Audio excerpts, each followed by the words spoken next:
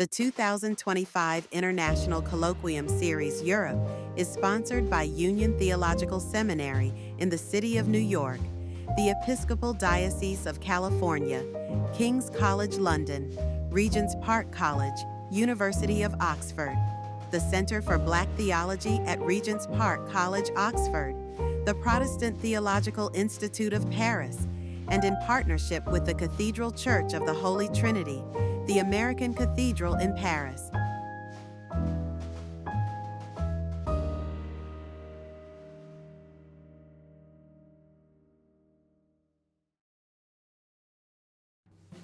The Northern California Dr. Martin Luther King Jr. Community Foundation is dedicated to promoting justice, health, education, and service.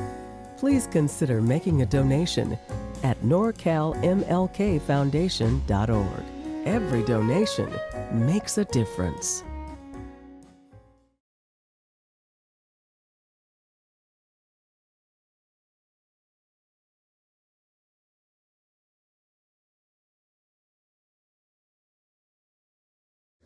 I've been in retirement.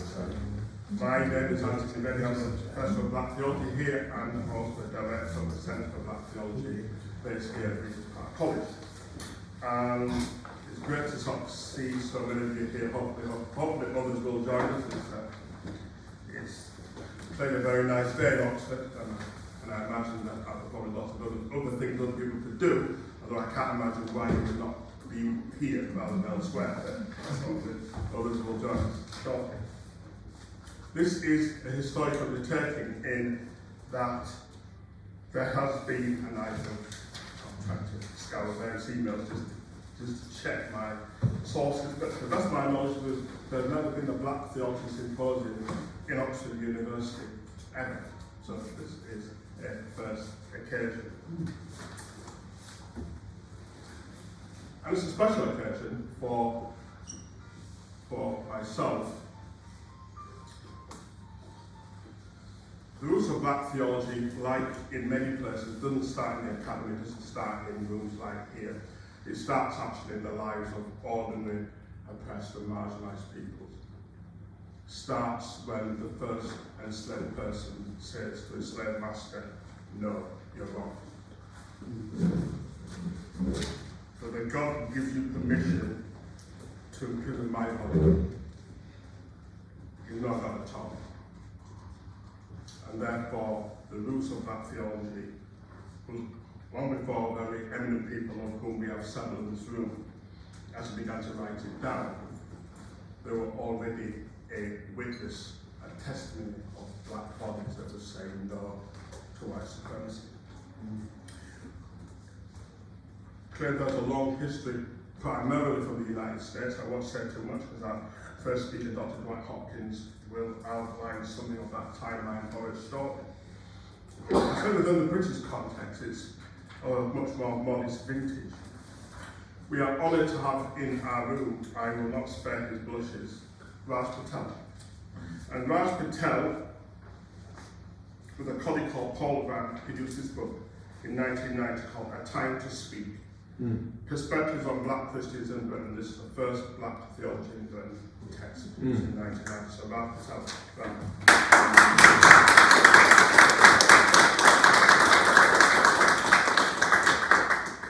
2 years later, they produced a sequel called A Time to Act. Kairos, 1992, edited by Paul Grant and Raj Patel. This was 1990-1992.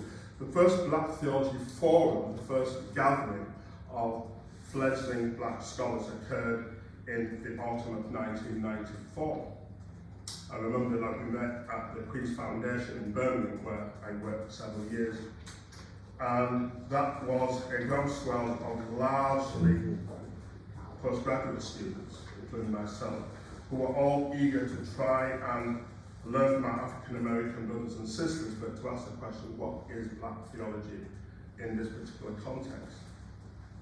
Our movement was enlivened by the visit of the great Dr. James Cohen in 1995. So 30 years ago, James Cohen came to Britain and did a lecture tour, which included 2 nights the Queen's Foundation.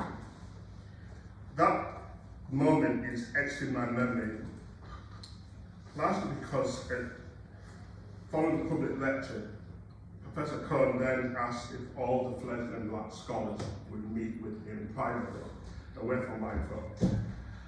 I can't do a Cohen accent, there are many others who can do it far better than me, although I have to say that like the image of the guy on his 1975 book with an afro and then his light falsetto voice, quite a bit of a dissonance that I couldn't quite, but I had, I'm like, it didn't sound how we thought James Cohen should sound.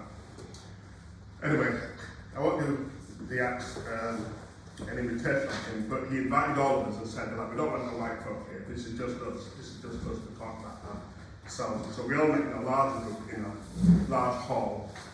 And I had the mistake of sitting to his right and having to speak first. And I say that because I said the wrong thing. And those who know Professor Cohen know that he did not suffer fools gladly, and I was talking foolishly. So anyway, so he turned to his right and said, so, what should I do? And I introduced myself and he said, and what do you do? And so I explained what my doctoral project was, but in my defense, I literally got a few months, I literally just started, didn't know what I was doing. I wasn't quite sure if this doctoral thing was for me. And for those who have known me long, probably only a couple in the room know this, but my real ambition was never to be a theologian, it was to be a playwright. Actually, I thought to write comedy. And so I said, rather foolishly to Professor Cohen, I said, I'm not sure about this academic thing, to be honest with you. I think I'm starting, but I'm not sure I'm going to finish it. I really want to write comedy for television. Professor Cohen looked at me and said, do you want to do what? I said, I want to write comedy. And he goes, so you have a chance to make history, to be there for your people, and you want to write comedy on television?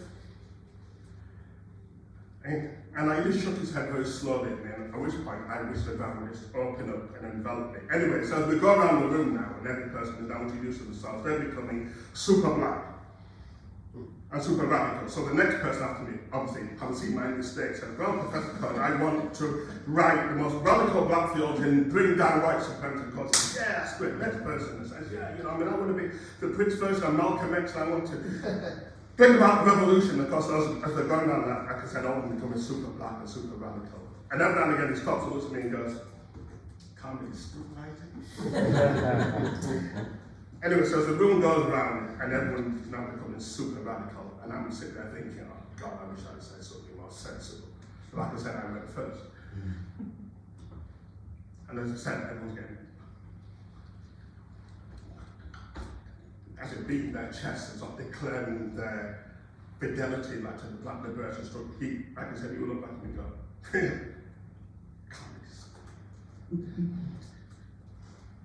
anyway, so following that meeting, actually for the next 3 or 4 months, if I ever went to any meeting, all my friends would look at me and go, hey,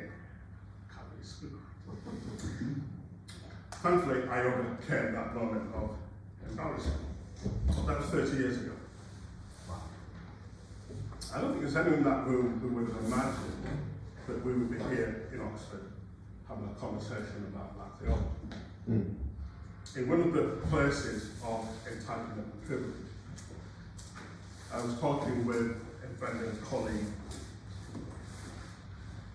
a number of months ago. We were remarking on the ways in which Oxford and Cambridge have a way of almost kind of replicating like the very tenets of the empire in terms of hierarchy and privilege and power and entitlement and manners and class conferment. And my friend said, Anthony, well, actually he says, like, you're not correct. I said, how do you mean? He said, well, Oxford doesn't help to contribute to empire, Oxford created. Oxford is older than the empire itself. This institution helped to create the empire. So therefore, to have black theology almost as an outlier in an institution where often some of the cleverest and most privileged bodies came here to study in order to learn how to control the subaltern, and then turned out to do so in the name of the crown and in the name of Jesus. There's something quite poignant about this moment. So here we are. There was a professor of Black theology in Oxford, and we have a centre for Black theology based here at Regent College in Oxford.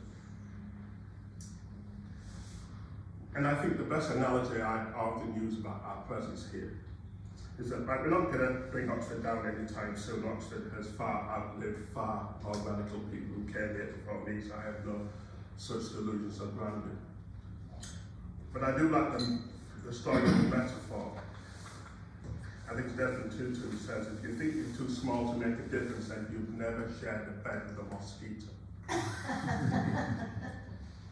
I've shared many a room with a mosquito, and one of the things I know is that even if it doesn't bite you, like you never sleep particularly comfortable.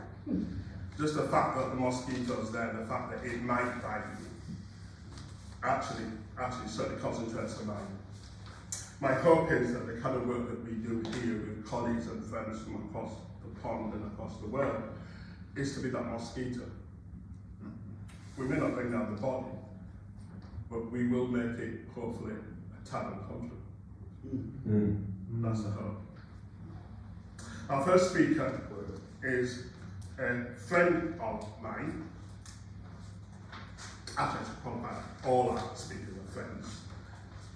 But I've probably known Dwight the longest. Dwight said something very important to me when he came to the Queen's Foundation, I think in 2004, I believe. And what Dwight said to me was this: he said, there are lots of things that you can do as a Black theologian, but there's nothing more important than writing. If you write well, the writing will outlive you. If you write well, the writing will go to places that you will never go to. So don't get pulled into administration or into other public work or public life, just write. And those of you who know my CV know that I kind of took him very seriously on that one. Dwight is the Lower Spelman Rockefeller Professor at the University of Chicago. His academic courses include the humanities with wealth ownership, especially open up the possibilities for new economic classes in society to realize their dreams of a better life. Hopkins' research includes Black ownership of wealth, 1619 to 1865, with a consideration of Black ownership, social entrepreneurship, and Black theologies of liberation.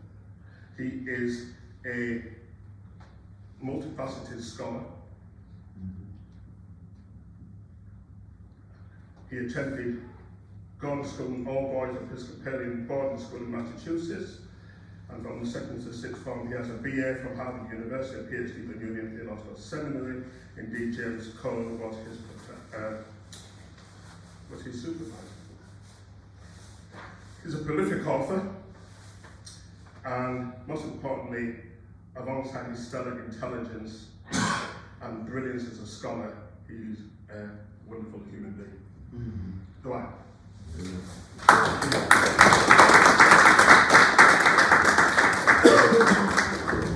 Thank you, Anthony, for all you Americans. We say Anthony, so some of us in our delegation still say Anthony, but we don't call her name. It's so much a pleasure to be here. I guess, has it been 21 years? How long has it been?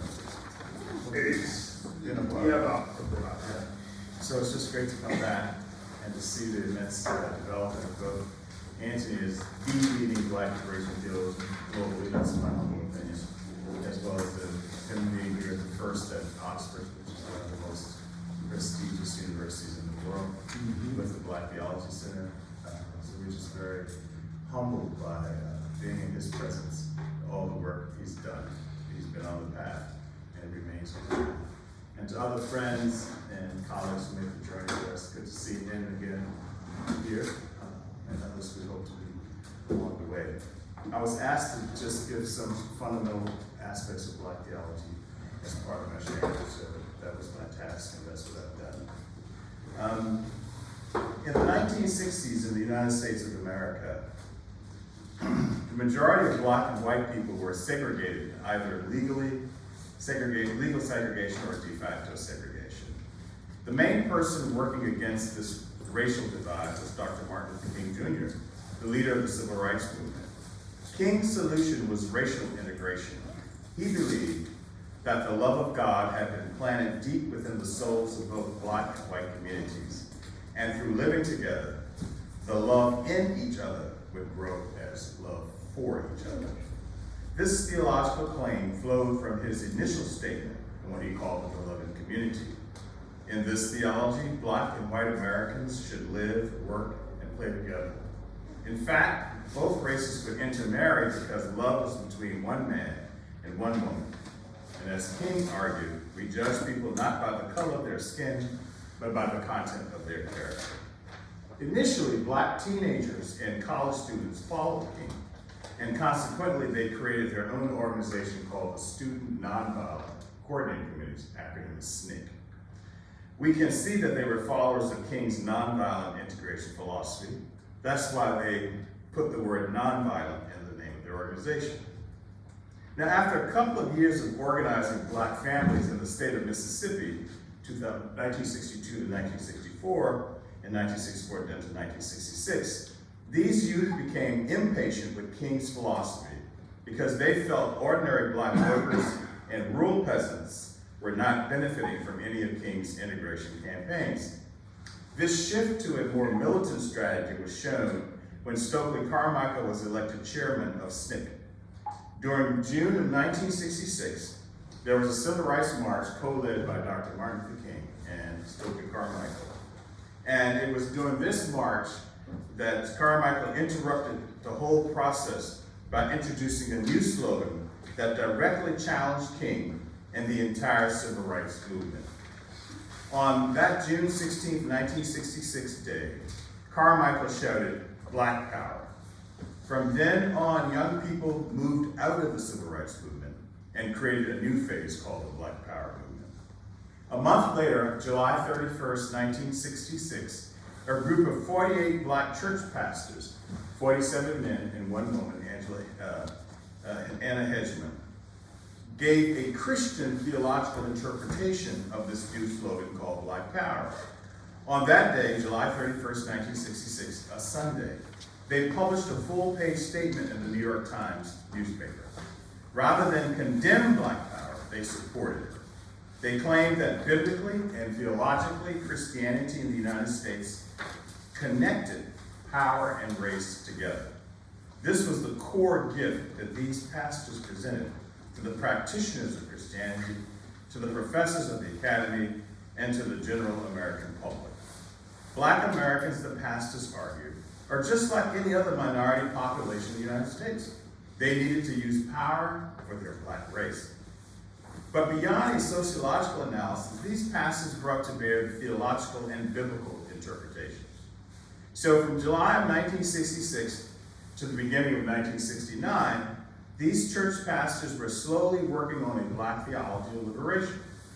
But it wasn't until March of 1969 when James Hal Cone wrote the first book on liberation theology that church pastors received an academic book explaining the Christian theological and biblical interpretation of Black power. Cone wrote the second book on liberation theology in 1970. Another Black American scholar, J. Otis Roberts, wrote the third book on liberation theology at the beginning of 1971. With the start of a Black theology of liberation, we could discern certain realities. First, Black theology of liberation began in the United States not from academics, professors, or institutions of higher learning. It was created by Black pastors and church administrators. Cone did not join this gathering until 3 years later. In fact, Black theology of liberation might be the only theology in the United States that did not begin with people with PhD degrees. It might be the only indigenous USA theology that emerged out of the church and not the academy. Second, Black theology of liberation was born in response to the struggles of Black workers, rural peasants, and the poor. Like all liberation theologies across the world, this theology of liberation emerged from the bottom up. Third, Black theology of liberation was started by pastors trying to figure out their vocation from God in the midst of ordinary people seeking to become full human beings. This theology saw itself making Christian believers accountable to the teachings of Jesus. And fourth and finally, Black theology liberation began with the Bible. The question was, how can the Bible tell humans what to believe and do? So first, an understanding of the Bible, and then its application to the human condition. Restated, Black theology of liberation means starting with the liberation message of Jesus and discerning how that liberation is revealed in theology and in Black American experiences. In the phrase Black theology of liberation, the leading factor, the word that defines the rest of the phrase, the word that adjudicates the other two words, and the word that asks, have we been faithful to our calling? The main word in the phrase is the Jesus story of liberation. And so Black theology of liberation begins with the Jesus parables about liberation that anchors what it means to be human. Without first clarifying the Jesus stories, our understanding of Black and theology, the other two words of the phrase Black theology of liberation, are stunted. Several Jesus stories give substance to Jesus' sense of his own vocation and how he defined the vocation for all humankind. First is a classic text of Luke chapter 4, verses 16 to 21. One can argue that this is the only place where Jesus offers us his self-understanding of why he is on earth. Indeed, this is his first public presentation. In a sense, it is the proclamation of why he walks and talks on earth. It is the first word of God's own self-understanding. It is the inaugural state of the cosmos speech. And we're familiar with this. It says, quote, he went to Nazareth where he had been brought up. And on the Sabbath day, he went into the synagogue as it was his custom. He stood up to read. And the scroll of the prophet Isaiah was handed to him. Unrolling it, he found the place where it is written, the Spirit of the Lord is on me because it has anointed me to proclaim good news to the poor. It has sent me to proclaim freedom for the prisoners and recovery of sight for the blind, to set the oppressed free, to proclaim the year of the Lord's favor. And then he rolled up the scroll, gave it back to the attendant, and sat down. The eyes of everyone in the synagogue were fastened on him. He began by saying to them, today this scripture is fulfilled in your hearing. Close quote. So we must remember that the year of the Lord's favor refers to the book of Leviticus chapter 25, a period of God's favor and blessing of the poor and the oppressed. Furthermore, the phrase is associated with the year of Jubilee, denoting a period of debt forgiveness, land restitution, and freedom from physical slavery. The thread here is liberation of working people, the poor and those oppressed, and the remedy is freedom from debt, the end of physical slavery, and the return of land to people. Land restitution brings access to air and hopefully water. Land, air, and water, and all things derived from them, they constitute wealth. Similarly, the word theology in Black theology liberation points to the tradition of how Jesus' message of agency through liberation appeared in Black churches and all of church tradition. Martin Luther King Jr. and the 1950s and 1960s Black church movement are exemplars. In each of King's campaigns, he was using Black churches to lead Black and white communities to help provide better resources for Black families. Change of material resources is one way to achieve human dignity. For example, in the 1950s Montgomery bus boycott, the goal was for better access to bus seating for Black people to go to work and school and shopping. And that same movement also demanded jobs for Black bus drivers. And at the end of his life, King continued this theme of Black Americans using their agency to own material resources to improve their lives on earth, even as Dr. King believed in the ultimate end of heaven. For instance, on the night of April 3rd, 1968, which was his last sermon before he was assassinated the next day on April 4th, King said this in this excerpt at a Pentecostal church in Memphis. He said, quote, and that's all this whole thing is about. We aren't engaged in any negative protests and in any negative arguments with anybody. We are saying that we are determined to be men. We are saying we are determined to be people. We are saying that we are God's children, and that we as God's children, we don't have to live like we are forced to live. We don't have to argue with anybody. We don't have to curse and go around acting bad with our words. We don't need any bricks and bottles. But deposit your money in a Black-owned bank. Go by the Black-owned Savings and Loan Association. Put your money there. You have 6 or 7 Black insurance companies here in the city of Memphis. Now we begin the process of building an economic base for our community. The final speech shows, this excerpt of the final speech shows us one of the ways that Dr. King interpreted Jesus' proclamation as liberation. In addition to the words liberation and theology in the phrase Black theology liberation, there is also the word Black. Black refers to the experiences of Black American people during slavery, and especially in the 1960s Black Power movement. As we mentioned earlier, during the 1960s, the youth wing SNCC moved from civil rights to Black Power. The result, this conclusion was the result of being localized in local communities, organizing day-to-day and living with people. And so the original definition of Black Power that Carmichael enunciated on June 16, 1966, had 2 parts to it. One, poor and working class people in the South, Black Belt South, should own the land. Second part of the definition is wherever there's a majority of poor and working class Black people in the rural South, they should occupy with the majority of the political power. Today, there are all kinds of definitions of Black and Black power, but if we go back to the archives and the speeches, those were the 2 prominent aspects of what Black power and what it meant to be Black during that period. And as previously stated, James H. Cone was the first to write a book on liberation theology and related to the Black experience in the United States.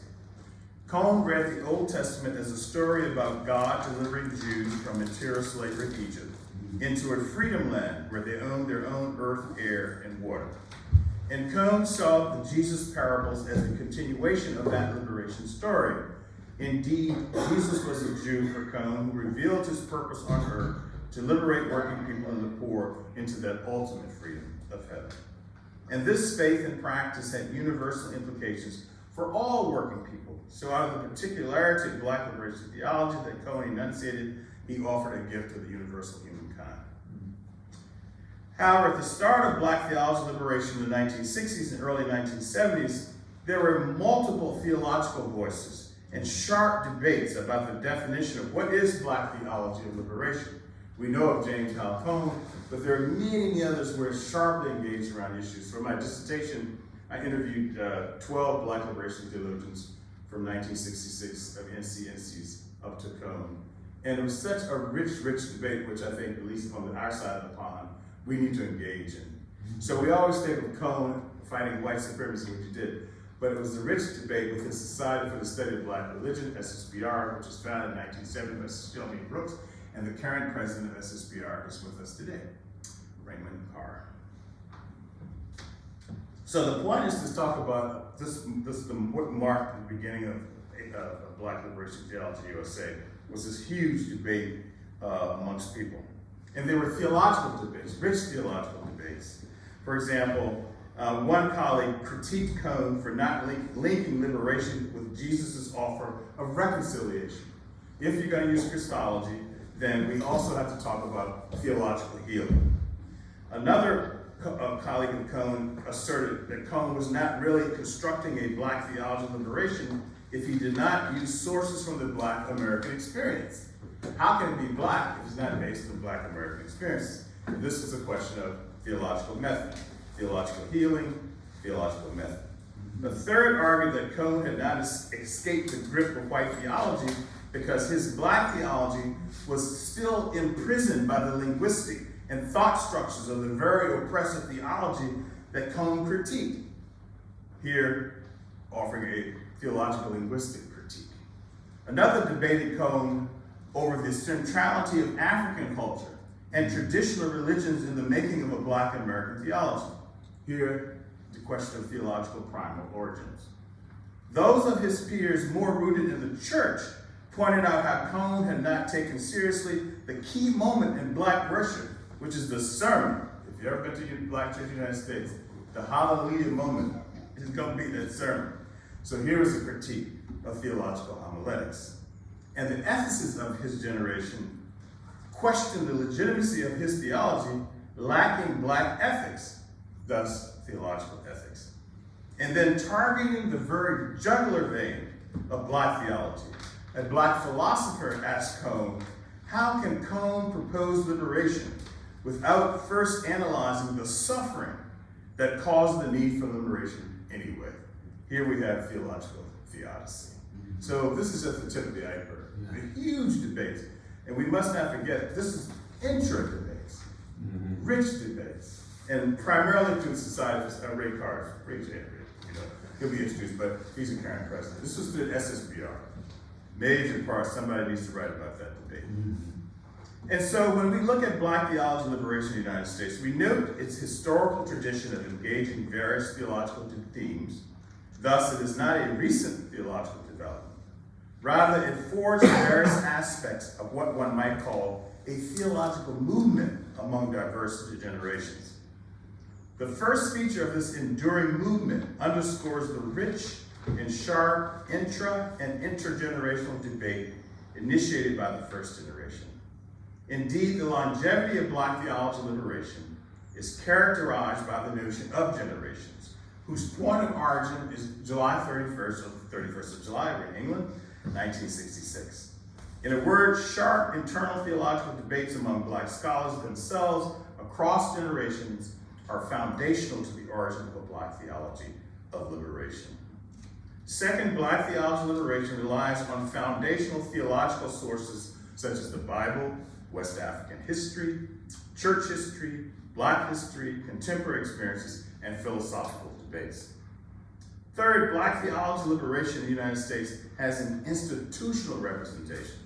Intergenerational theological debates, Black sources, theological sources, and thirdly, institutional representation. In 1966, the 48 pastors who published that Black Power statement in the New York Times, they created the National Committee of Negro Churchmen and subsequently changed the name. This was the first contemporary institutional representation of Black liberation theology.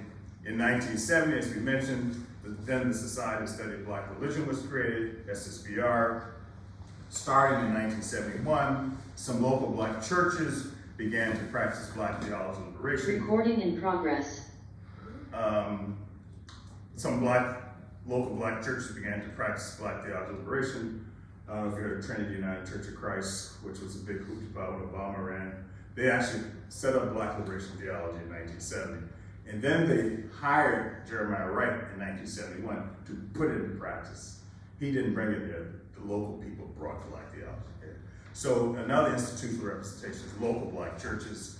Throughout the 1970s, Black pastors and church administrators who built caucuses in predominantly white denominations throughout the United States. In 1975, we witnessed the rise of the Black Theology Project as a subset of the Theology in America organization. In 1976, in Tanzania, the first meeting of the Ecumenical Association of Third World Theologians, which eventually brought in Black liberation theology.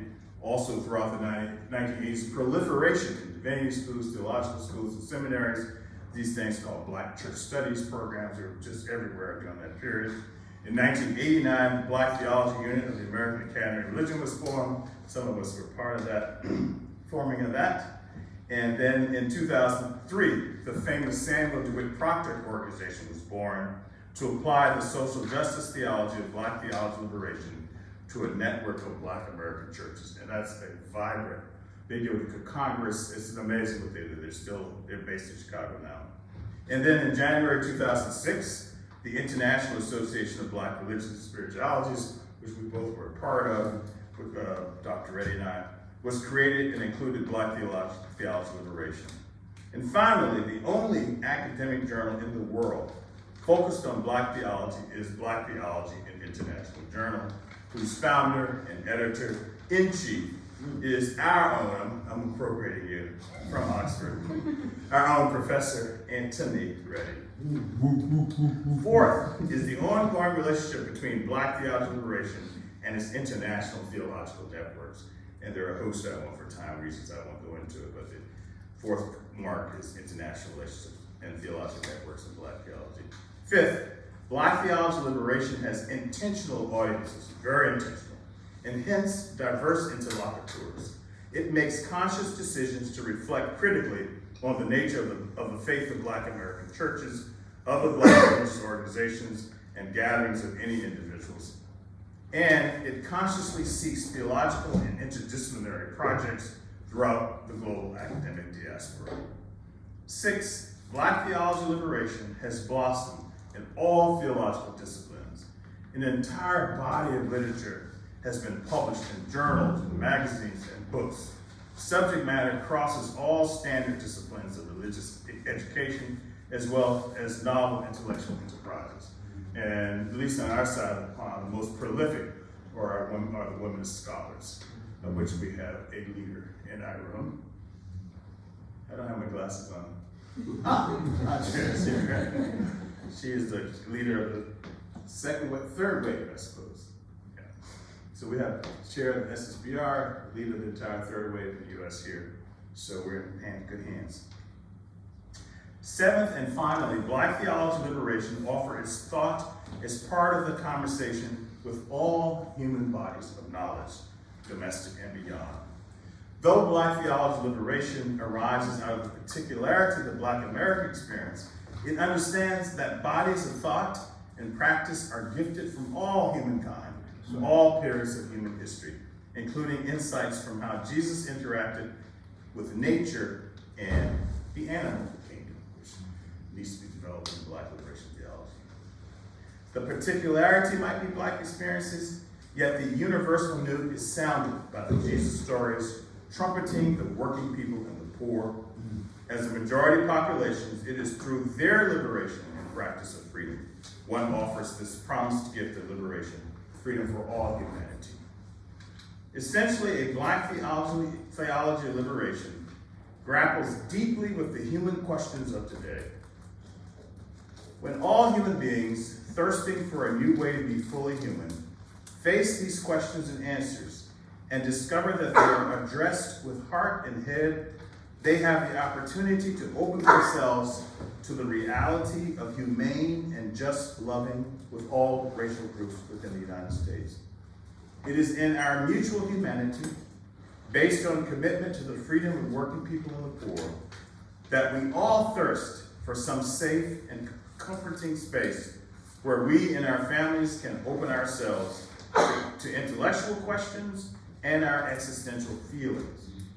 In addition, a Black theology liberation reminds everyone continually of the necessity of experiencing a passionate love for people, especially those without voices. To love another is to recognize oneself in the face and life of another. To love someone is to immerse and expose oneself in the context and conversation and culture of another. Love is the ultimate risk of faith, grounded in the liberation of all humanity, of faith with a vision for a new heaven and a new earth where each person can achieve the fullest realization of her or his calling as it serves their families and their greater collective human, natural, and cosmological whole. To have such a love is to have a hope that springs from living in a balance and harmony found within the human being and in relationship to all that there is and has been. Faith, hope, and love make up a Black theology liberation. But more than that, they are what continue to keep poor and marginalized people alive and seeking a better life for themselves and future generations. Black theology liberation attempts to make intellectual sense of all this to help bring about a healthy human community for the working poor, and indeed, through them, for all the world's humanity. Thank you.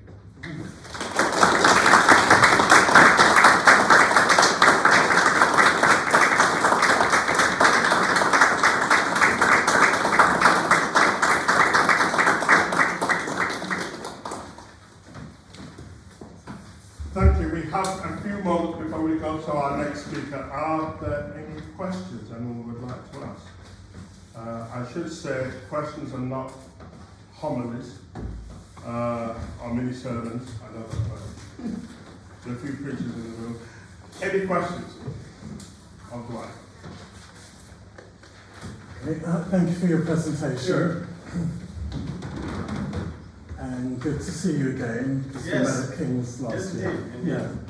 So yeah, I was wondering about J.D. Roberts, J.D. Otis, and I was wondering about how his theology is perceived today in comparison to Cohn's. Yeah, I think Dr. Carr is president of SSBR, and Dr. White, who's leading the third wave generation, can speak more to it. But my sense is that he may become more favorable as he's like, I don't know what I'm drinking Baptist says, like as wine ages. You know, I think Cohn in this moment, particularly in our country, the liberation justice thing is warm and hot. But also, I think that from my neck of the woods, particularly Chicago, where many scholars or theologians are linked to churches who bring both the liberation piece and the reconciliation because of the church connection. So just as broad remarks. Also, I was part of a Womanist and Black Theology series at Paul Gray, and there are books coming out that also talk more about liberation. So from, I think, theologians of our generations are linked to more churches, they're going to be more open to liberation and justice and freedom being linked together. And as my small little data with publishing the series, I saw more liberation and justice being, and reconciliation being linked together. Yeah. Maybe one more question? Yeah, well, thank you. Really fantastic, kind of pithy summary. It's just really a kind of very mundane question, but about the genealogy you started with MLK. How would you kind of narrate the pre-history, as it were, like the kind of body of work and writings of folk who come prior to the 60s, and where would you, how would you kind of, what story would you tell about the bridge between 18th, 19th century writings and then and work in the church for liberation and abolition, and how that feeds into the story you told? Yeah, I think you can do it in two ways. One, you can do it around the theological themes of liberation and reconciliation, or liberation and precisely theological reconciliation. You see that those way how people relate to fighting against slavery and otherwise. The liberation part, you had those militant impulses from people like David Walker and Nat Turner and people like that, Denmark, BC. And then you also had others who fought for either colonialism to Liberia or staying within the country and fighting for their freedom within the system, or against the system of slavery, but for capitalism and democracy. But also in the political realm, you can see the same type of thing, and often we sort of schematically lay it out. It's much more complicated between, like W. Du Bois and Booker T. Washington. So there are parallels within the theological / church movement and also within the so-called secular social movement like that. My own view is both and, that, for those of us who involve churches and also community development work, from that angle, that small angle for me, is, people are involved in both, right? On the one hand, one has to have these, like Dolores Williams, you gotta survive. And quiet as is kept, she does not deny liberation. But one has to survive, and while one is surviving, that sustains one toward liberation. But I think schematically it's often seen that there's a Du Bois side, there's a Booker T. Washington side, and there's this really militant liberationists, black liberationists such as David Walker, etc.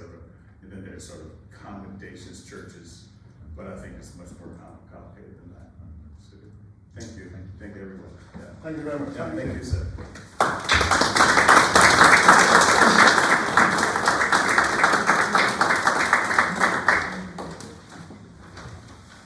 Okay, so before I invite our second speaker, that's Dr. Grizzell, so get yourself ready, Aaron. Just a couple of apologies. Firstly, we've had some difficulty with the sound, particularly for those who are joining us remotely. I think we've kind of solved that now, so hopefully that will be helpful. In the future, those of you asking questions, if you could stand up and actually use your preacher's voice, when you're asking a question, obviously not preach a sermon, but certainly use the voice to project it. so that those who are joining us remotely can hear. The owl kind of picks up quite a lot of sound, but it's not a perfect system. So those of you who are speaking from the audience, so to speak, you could tell that there's your voice.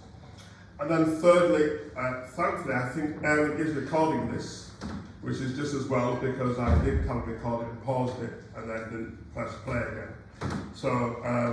So hopefully the later bits will be recorded on here, but there will be a recording that will come via Aaron Grizzell. So thanks, well done, Aaron, for sparing my blushes. Our second speaker is Dr. Aaron Grizzell, who is the Executive Director of the Northern California Dr. Martin Luther King Jr. Community Foundation, based in San Francisco in California.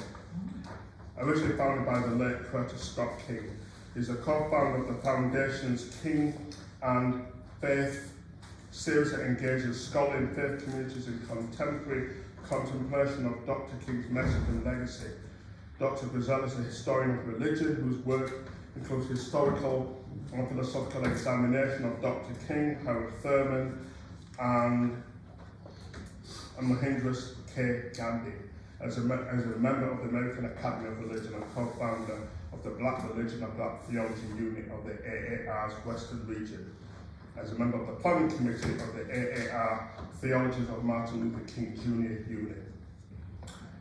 I first met Aaron, I think, in 2017, I think. I was invited to San Francisco to go and spend a few days with him, and we had a fantastic time. What he did not tell me is how hilly is San Francisco. And as you can tell, I'm not built for walking up big hills. Anyway, I've since forgiven him that. So, Dr. Aaron Grizzell, please.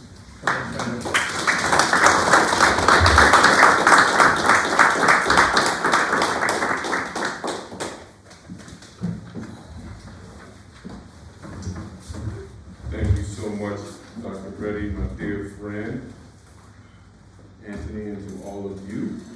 It is a deep and abiding pleasure to be here at Regent Park College with you all at the University of Oxford. Now, a few housekeeping notes. My best friend in the world is sitting right to my left here, Dr. Henry Evans, who is Dean, College of Arts and Sciences at Washington State University. And he decided to fanboy me and to be here. But my goddaughter and Henry and Kelly Green Evans' daughter is a Rhodes Scholar right up the road here at St. Anthony's College. And they decided to visit their daughter and to, well, they decided to say they were visiting the daughter. I appreciate that. Love you very much. My assignment this morning is to talk a bit about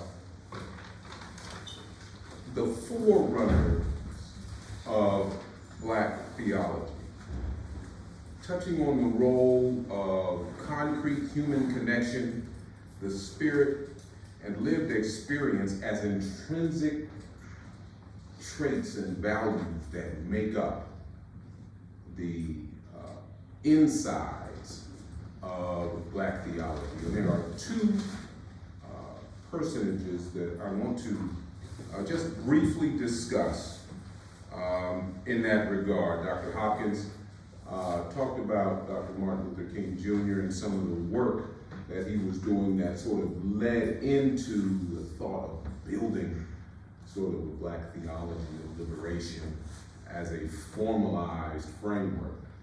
But one of his mentors, I can say, is one of the 20th century's great American theologians, creative theologian, Howard Washington Thurman. Howard Thurman was one of the first theologians in America to go visit Mahendra K. Gandhi there in India and to discuss the efforts in the United States And Howard Thurman was one of those who other theologians looked to think how we should think about this time. 1949, his book, Jesus and the Disinherited, was one of the major books. It's still a major book today for many theologians. And Dr. King used to keep that book in his inside pocket wherever he went, because the question was, what does one do when your back is against the wall?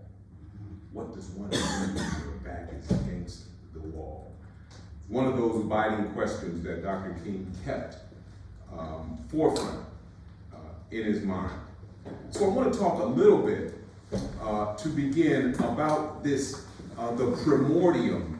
What was the milieu that brought about this whole idea of Black theology? And it came not from the shores of the United States in the beginning, but it came from the shores of West Africa before the formation of this relation was part of modernity's meaning, the Middle Passage experience. In discussing how radical critical thought could use religion and the language and understandings of the Enlightenment and modernity as a portal to exploring authentic expressions of non-Western peoples and pursuing the structure of the universal in the human world, historian of religions Charles H. Long perceived a structure for the universal in the human world that, though created for Enlightenment understandings of the human venture, expressed an opening for the authentic expression of others. Religion thus became the locus for a meaning that carried an archaic form. It was a root meaning and could thus become the basis for radical critical thought. Henri Baudet, in positing the formative elements of Western culture that predicated thought, highlighted the dialectical appetite in Western culture in the formation of the symbol as a coherence of ambivalous elements. He states, two relations, separate but indivisible, are always apparent in the European consciousness. One is the realm of political life in its broadest sense, in the atmosphere of concrete relations with concrete non-European countries, peoples, and worlds. The other relationship has reigned in the minds of men. Its domain is that of the imagination of all sorts of images of non-Western peoples and worlds which have flourished in our cultures, images derived not from observation, experience, and perceptible realities, but from a psychological urge. That urge creates its own realities that are totally different from the political realities of the first category, but they are in no way subordinate in either strength or clarity, since they have always possessed that absolute reality value so characteristic of the rule of myth. Now, Long notes that this historical background forms a passive scaffolding of thought regarding the power of Western modernity and its notion of civilization. It also provides a context for our understanding of the West's universalizing mission. Now, I begin with the above context because religion is implicated in the modern project, wherein the emergence of thought occurs within the context of one's situation. And from this vantage, all communities had, have, and will have its passive and critical moments. Thus, in this sense, religion takes on the meaning of emplacement, of how one comes to terms with the ultimate significance of one's place in the world. For a people, this translates structurally not just as thought, but also as experience, behaviors, intentions, and culture. Because thought is not religion's first indication. Thought is not religion's first indication. Religion is indicated in the privations of the concrete formation that gives rise to thought. It is indicated in that which is emitted out of these concrete formations. Thus, these emissions or spirit to serve to give rise to thought. So these concrete formations, culture, and the spirit that is emitted out of these concrete relationships also give rise to thought. We can therefore locate 3 points that serve as propedeutics for the understanding of Black theology's primordial appearance. Within the experience, behaviors, intentions, and culture that were cast through the tensions of the Middle Passage and through enslavement, we can locate the substance from which Black theology was formed. And these concrete phenomena, taken together, emit a spirit from which Black theology finds an anchor. The lived experience from which the concrete formations and emissions are manifested provide the locus that binds Black theology to Western modernity's own making. These brief remarks then will offer, so I'm gonna stop right here. So I am a preacher, and preachers in America in the Black church have 4 closings. So you just noticed this is my second closing. These brief remarks will offer a peek into the primordial appearance of Black theology, taking as its progenitors 2 of the 20th century's creative thinkers and theologians, Howard Thurman and Martin Luther King Jr. Howard Thurman may be best known as a mentor to King, but in his own right, he possessed a reservoir of scholarship and a corpus of thought that continues to influence succeeding generations of thinkers, ranging from civil rights activists to religious and interreligious minds and philosophers. His life and works span 8 decades. So he was born in 1899, died in 1981. So he spanned 8 decades, or almost 9 decades of the 20th century. Dr. King, of course, as we should all know, of course, that 1964 Nobel Peace Prize winner, he's the most known civil rights activist. I'm honored to serve as the executive director of a foundation that his wife founded in San Francisco, California, for nearly 2 decades now. And he is one of 3 persons in the United States that have a holiday named after him, right? So it's Dr. King, and then it's George Washington and Abraham Lincoln. It's interesting that they merged George Washington's and Abraham Lincoln's holiday to make one holiday and still have Dr. King out here with his own holiday, which is pretty cool. But here is King's thought. So both of these, Howard Thurman and Dr. King, their formation and their theology was not formed out of a Christian framework.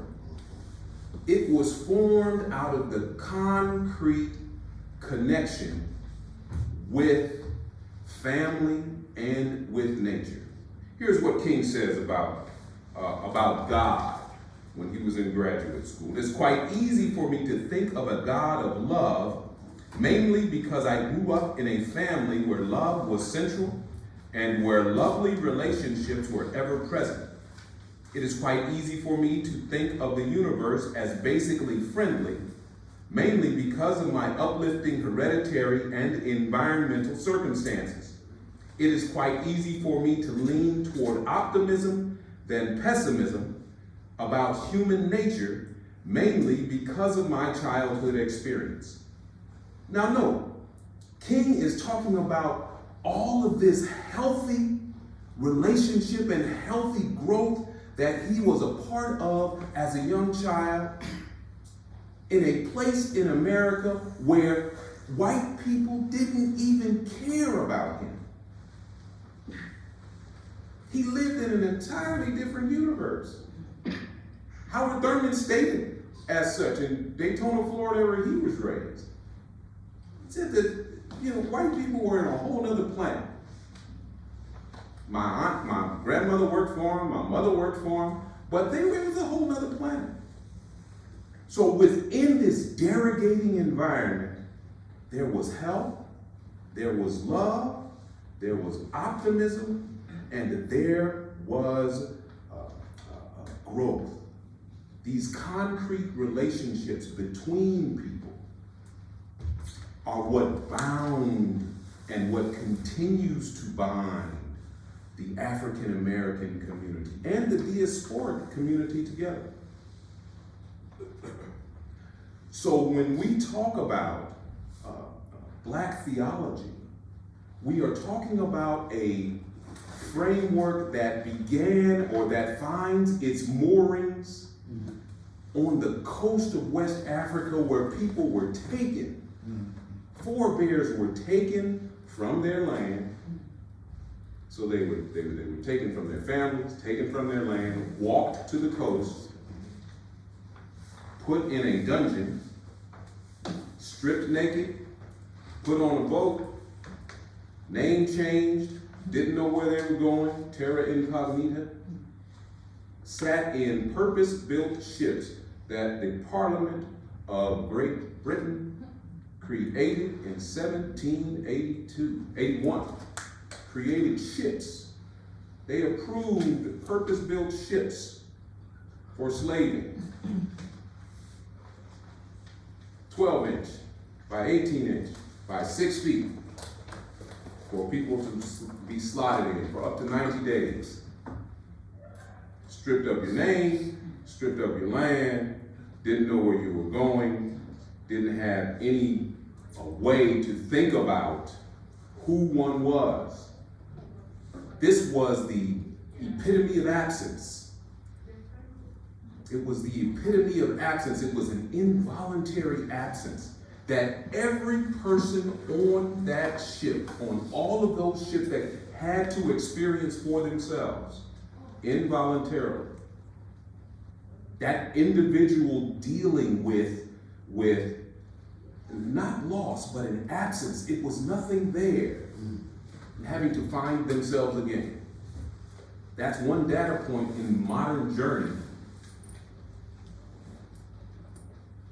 of the Atlantic world, which is a modern development.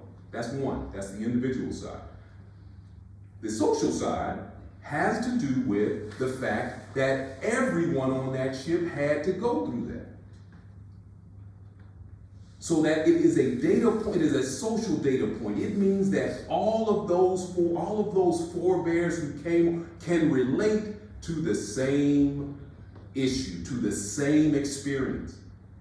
That's why folks in America, African Americans in America, Black people in the United States can relate to Black people in Brazil. Because of that one experience. Our friend Rachel Hardy,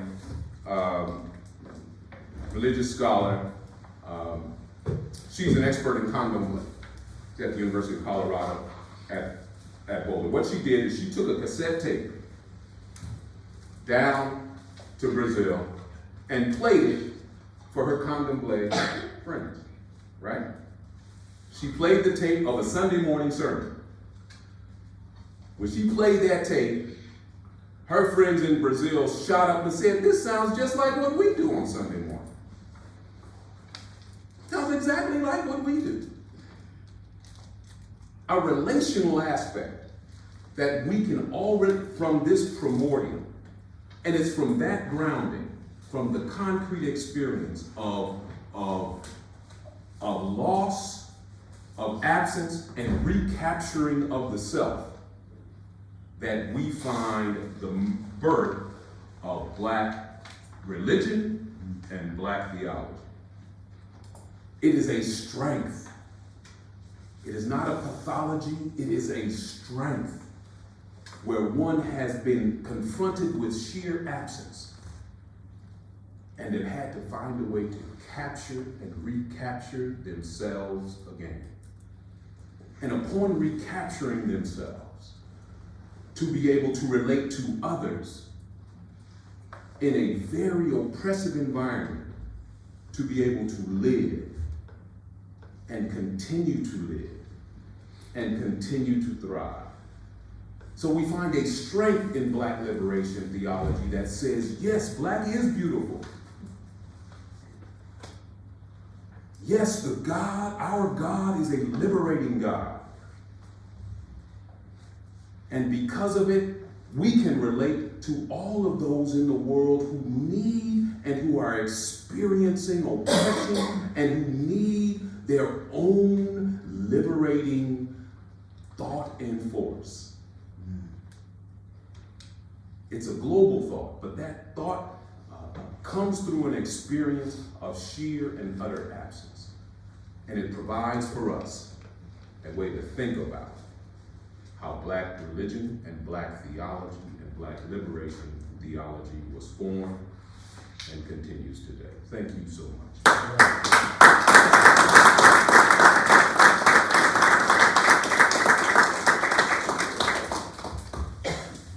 Stay there for a moment. Okay, so any questions, please stand and raise your voice. If you have a question for Aaron, please. Thank you very much, Pastor Aaron. I'd like to learn more from you about the influence that Gandhiji had on Thurman. Was it just to do with non-violence? Was it to do with, as you say, family, nature? Was it to do with politics? Was it to do with God? Great question. Oh my God, so 2 things. Thurman went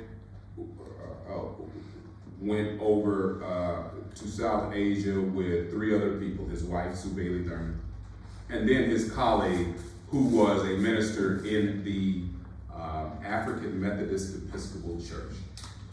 And there were 2 couples. When they went to meet Gandhi,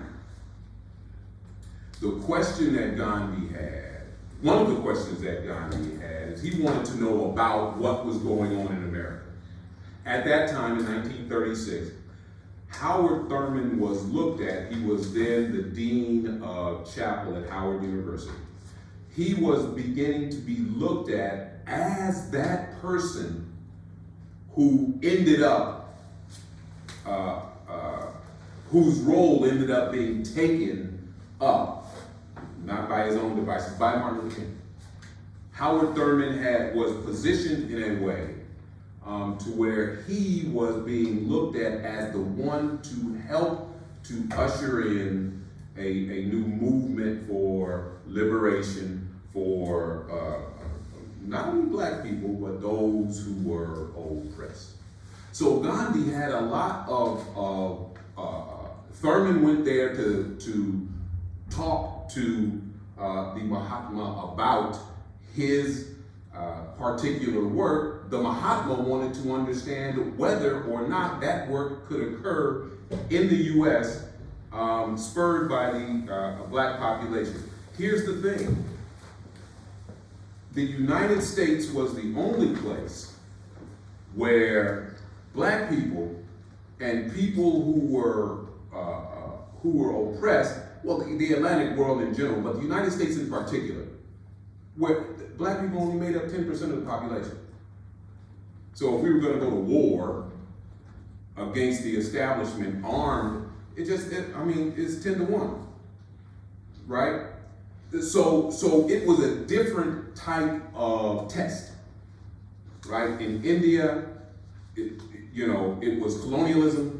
In the land, in the U.S., Black people were taken, and they were one of the 3 people that de Tocqueville talked about. There is the Native American, there is the white, and there is the Black. 3 people that make up the land in America. Black people only made up 10%. So there had to be a different type of framing and strategy there, and that's what the Mahatma was talking to Thurman about. But what he wanted to know, what he really wanted is he wanted Sue Bailey Thurman to sing some spiritual songs. And that's where he really land. He wanted he wanted to hear the spirituals because the Fisk Jubilee singers at Fisk University, who started the entire sort of spirituals in the 19th century, late 19th, he wanted to hear Sue Bailey Thurman sing. And that, he was there, I think they were there 3 hours. And it was that, but can this test work in America but because if it can work in America, then it can work anywhere in the world. That was part of his thought, and that was part of the thought of Thurman. Thurman did not want to be that person. He was not a leadership man in that sense. He wasn't what they called back in that day a race man. He wasn't that type of man. He didn't want to do that. He had another thing in mind, and so he wrestled with that the rest of his life. Okay, so we have a question that is remote. So can the speaker comment on the difference, if any, of the experiences of slavery for the Atlantic Passage and that of Africa? Great question. Great question. Part of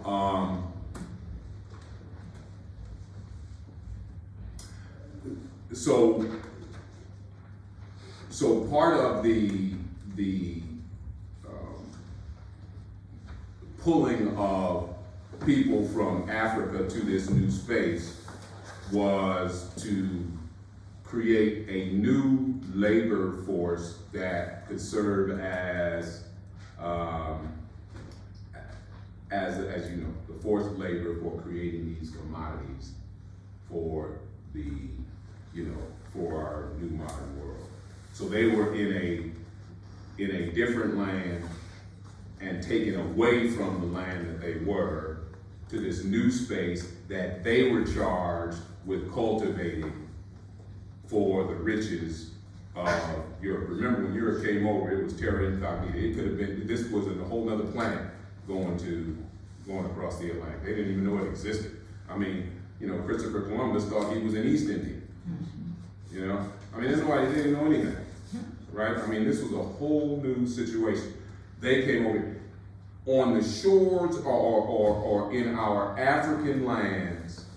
Those lands were peopled by, they were the people there. So it was a military framing that their land was cut up for use similar to the U.S. But again, it was peopled by our forebears. So even in South Africa, or all of the other countries, it was peopled by our forebears. So it was less of them, more of our forebears on the land. Here, we were brought over, it was only, in the United States, it was only 10%. So it was a slightly different framing in terms of how that, and there's some nuance in that I'd love to get into. I talk too long, so it'll take me too long to answer the way that I want to answer. But it's sort of, the land is important, and the peopling of the land is important at the end of the day. We've still got time for one more question. Another question, anyone?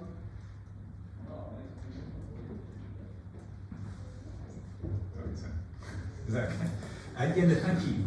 So this invitation just to reflect a bit on the kind of the tension, and just as an outside observer, kind of goes at the heart of how one might tell a story of Black religious experience. So Professor Hopkins gave one which centers the question of scripture, church, responses to revelation. I hear you giving a more kind of Charles Long-ish kind of a narration of kind of universal experience, so we can connect North American Black church experience to NorcalMLK Brazil. There's an underlying unity there. Can you just narrate for us a little bit how you, because that can sometimes be read as a tensional relationship between those two kinds of accounts. One can read them in more synthetic ways. So just kind of, it'd be helpful to hear how you see the relationship between the account you've given and the first account, and give some frameworks for thinking about those two quite different but complementary or dialectical kinds of accounts. Thank you for that. So Charles Long was my teacher. I was his last student before he died, and Raymond Carr was the second to last. So Ray is the president of the Society for the Study of Black Religion that was co-founded by Charles Long, but he's also the curator and director of the Charles H. Long papers. So he holds all the papers of Charles. So I'm a historian of religions after Dr. Long. You know, Luke, about some of Long's work. So Charles Long was not a theologian. His framing and mine, I hope in this very crude way, had to do with religion as a that's not theology. Religion for Long was orientation, how one sees themselves placed in the world, right? That's sort of Long's framing for what religion is. Theology for him had to do was religion, but religion was more than just theology, because you had all types of religious permutations. Remember, his thing had to do with the creation and myth stories in and around the world, and what is it that links these, or what is it that is connecting these myth stories, and what can we say about them that brings the human condition together, right? Right. What are the data points that can be touched on in all of these myth stories that can bring the human framework together? And that for him was religion, right? Those data points that could bind those data points for him, that's what orientation is. Theology for us in America is a part of that, right? That's where he wasn't an essentialist or anything like that in his academic work. It was religion as religion. And so the tension, and there is the tension between religion and theology has to do with, and Raymond can speak, and Andrea White can speak better to this. It has to do with some with an essentialism that is, and particularly in the African American context, which is fraught. I can say it that way without. Thank you. I think we are done. Thank you very much, Aaron.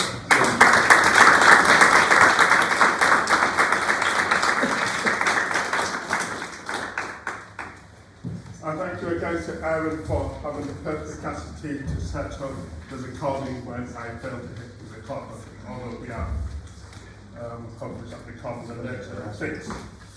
Our third speaker is Reverend Dr. Andrea C. White. She is the Associate Professor of Theology and Culture at Union Theological Seminary. That's the great home where the great Professor James Cohen was for most of his professional life.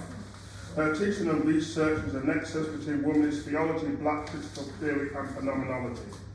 She's working on two book projects, Fishers of Hope and Scandal of Flesh, of black women's bodies and God and politics. Dr. White serves as faculty chair of the Columbia University Senate Commission on Diversity.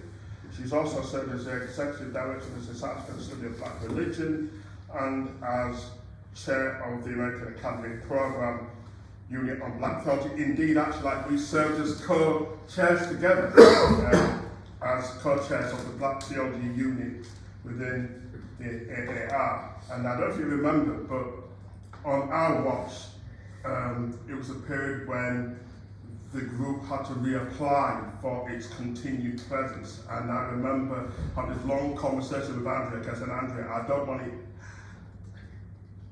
I don't want the group to get thrown out the AAR on my watch when I'm co-chair, because that just look too bad for the CV and for my reputation. Well, thankfully, Andrea knew the system far better than I did, so its continued presence was more to do with her than to do with me. But we did work together, and you learn a lot when you have to work with someone very, very closely around some of the intricacies and paperwork of the AAR. So the fact that we worked so close for 2 years and did not fall out actually tells you something about what a very gracious and generous person Andrea is. She holds a PhD from the University of Chicago Divinity School and an MD with concentration on philosophy of religion from Yale Divinity School and a BA honours in philosophy from Oberlin College and the Conservatory, where she also studied violin. I did not know that. Studied violin.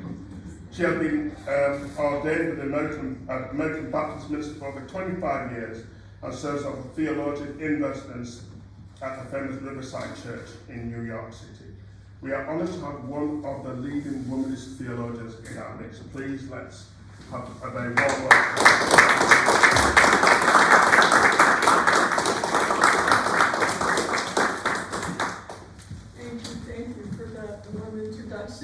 Telling all kinds of lies in this space today.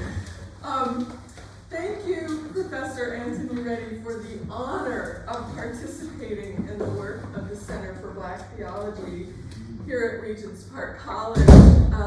For those who know him, Dr. Reddie emanates a humble spirit of generosity, but he is also a force amplifying the voice of Black theology for years and years, enticing us all to think better and to practice better. So thank you for the honor of being here and the invitation, and also to my colleagues who are sharing this day with me and the travel this week, who are also my friends, also my brothers, and my teachers. All of you are my teachers, so I'm very excited to be doing this work together. Where Aaron is the son of a Baptist, of a preacher, I am a preacher, so I don't know how many closings I'll have, but maybe just a preliminary remark. I'm playing with some ideas for, Anthony mentioned a book I'm working on called Fissures of Hope. So I'm playing with some ideas in this paper, and so thank you for letting me use this as a laboratory to experiment. And I'm preoccupied with what it could possibly mean to have Black hope. What is a Black hope? And I'm also, these are all non sequiturs, but I'm trying to put them all together in my little experiment here. I'm also preoccupied by the notion of climate catastrophe and what does it mean to hope in the face of hopelessness and climate catastrophe. The annihilation of Black subjectivity is always the subject matter of Black studies, but also in light of the annihilation of the planet and planetary emergency, I think puts hope to the test in a particular way. I'm also curious about the lore of Afro-pessimism. Why do we find it so enticing? And the relation between Black theology and Black studies, which honestly, they don't talk to each other. So I'm going to put all of that together in one experiment. So thank you for bearing with me. In face of climate catastrophe, theologies of hope stand confounded by the ecological crisis through which creation is now groaning in travail. Are we not right to despair over the escalating desolation and future of the earth? Or have we misunderstood divine promise? Even the psalmist declares that God turns rivers into a desert, springs of water into thirsty ground, a fruitful land into a salty waste. In the beginning, when God created the heavens and the earth was a formless void, and darkness covered the face of the deep. Have we carelessly left unheeded the creatio ex profundis, the depths, the chaos, the monsters there in the beginning and ever in our midst? Have we not been told that creation was subjected to futility and stands in bondage to decay in the book of Romans? Surely we have not missed that the whole creation has been groaning in labor pains until now. The future of the earth compels us to query the tenacious and enduring puzzle of the Christomorphic relation between hope and history. What are we to make of God in flesh, the temporal in the internal, the revelation of God in history? Environmental racism and dispossession, displacement and forced migration, all these indicate the cruciform nature of the lived realities of vulnerable populations and climate refugees. What is a womanist theological response? Is solidarity of the suffering Christ consolation, or is it terror management? How does Black theology avoid oscillating between nihilism and triumphalism as if one must choose between the cross and resurrection? More than one theologian declares the problem of the future is the only real problem of Christian theology. Dare I say the names, Bart. To hope against hope is the very nature of hope. The faithful hope for things unseen. The meaning of the resurrection abides in the future, in the death of death. On this account, hope is still hope when it shares in the grief and lament over the state of the earth. This is altogether different from the violence of hope. Hope turns violent when it assumes the form of denial masked as optimism. What form should Easter preaching take when we are living with repressed dread, untapped terror, lurking beneath the surface of our so-called hope? Womanist theologies have roundly criticized eschatologies, especially the otherworldly sort that provide false hope or complacency and sabotage justice-seeking ethical action in the world. In distortionary otherworldly eschatologies, Vincent Lloyd says, hope is not a virtue, it is rhetorical technique. In the face of chaos and catastrophe, evil and suffering, Emily Towns makes note of a paradox. The challenge she writes, the challenge we face, she says, compels us to cry out in a communal lament, but that cry is nonetheless brimming with hope, a hope based on God's covenant of faithfulness. Such a hope, still citing Emily Towns here, such a hope is the very heart and soul of who we are and how far we have yet to go. Such hope is not subsequent to or separate from the act of lament, but indeed is born of lament. Towns cites the prophet Joel in that great day when daughters and sons prophesy, the old dream dreams and the young see visions. That day comes only after the locusts, only after the people of the land have been reduced to trembling. Hope that emerges in the midst of struggle is far from naive. The interarticulation of hope and lament here by no means intends to suggest that suffering is redemptive. Towns unequivocally opposes any notion of redemptive suffering or pedagogical suffering. Suffering is evil, full stop. Suffering is outrageous from the human and divine perspective. Our dear friend James Noel, he's actually the one who brought all of us together, calls out and denounces the appalling notion of God's providence with a capital P operating through human oppression. He writes this in a book called Black Religion and the Imagination of Man, or in the Atlantic World. And I mention this title because it conjures the upcoming conference on the Black Atlantic coming up in June. Redemptive suffering and the notion of heavenly reward for present suffering are actually undercut by the coupling of lament and hope. The hope of which Towne speaks is thus not a false optimism or otherworldly faith, because it is hope born of lament with straightforward and brutal recognition of the structures of evil. If theology has ever been preoccupied with an otherworldly end so powerful as to suddenly overcome all of history, it is because theology has failed to dwell and walk among those who have been exiled outside the city gates. We cannot grasp the meaning of resurrection without first directing our gaze to the skeletal remains in the valley of dry bones, the place where the spirit appears invisible, if not entirely absent. So I want to explore this womanist insight to ground hope on hopelessness, with climate catastrophe operating as a limit case, and test it as a productive heuristic by which to read Black nihilism. The aim is not to grant Black nihilism the last word, but to wonder about it, having maybe a penultimate word. Maybe, just maybe, it is necessary to move in and through political refusals of hope to a womanist theology of hope.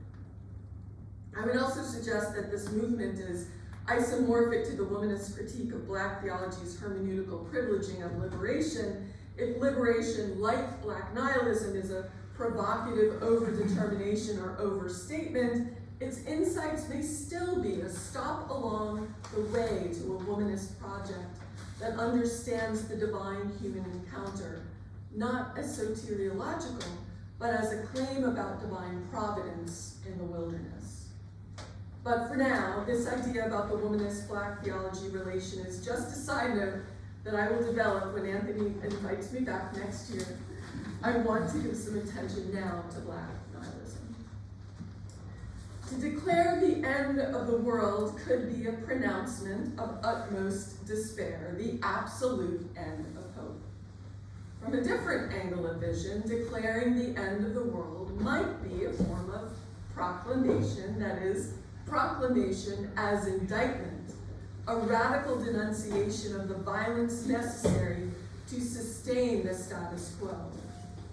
On this latter reading, the end of the world as event of proclamation summons not despair, but revolution, or rebellion. Afro-pessimism is one such rebellion. Make no mistake, it is not a catch-all fix for the world as we know it. For starters, Afro-pessimism, to put it bluntly, is not hopeful. It promises nothing by way of an alternative worldview.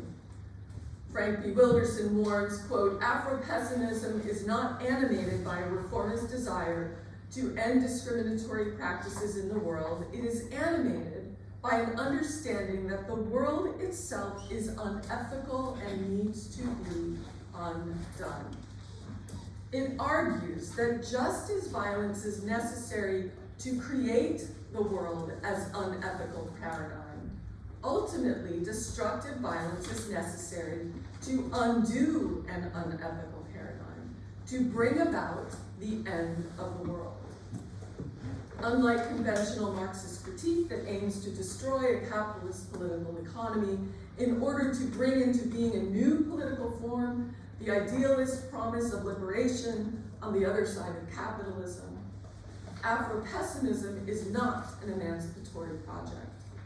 It interrogates the Western project of modernity that is the human with a capital H, or, following Sylvia Wynter, man with a capital M, and the scaffold that holds it all together.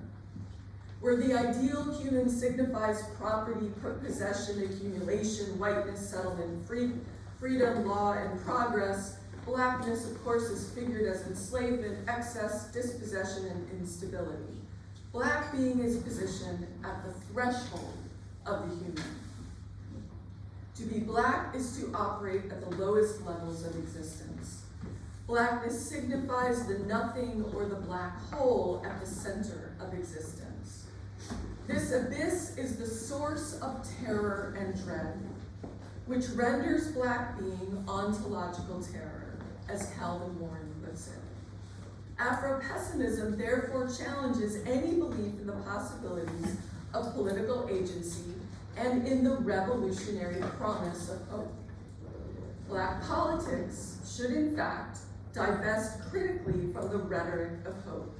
It should abandon political hope.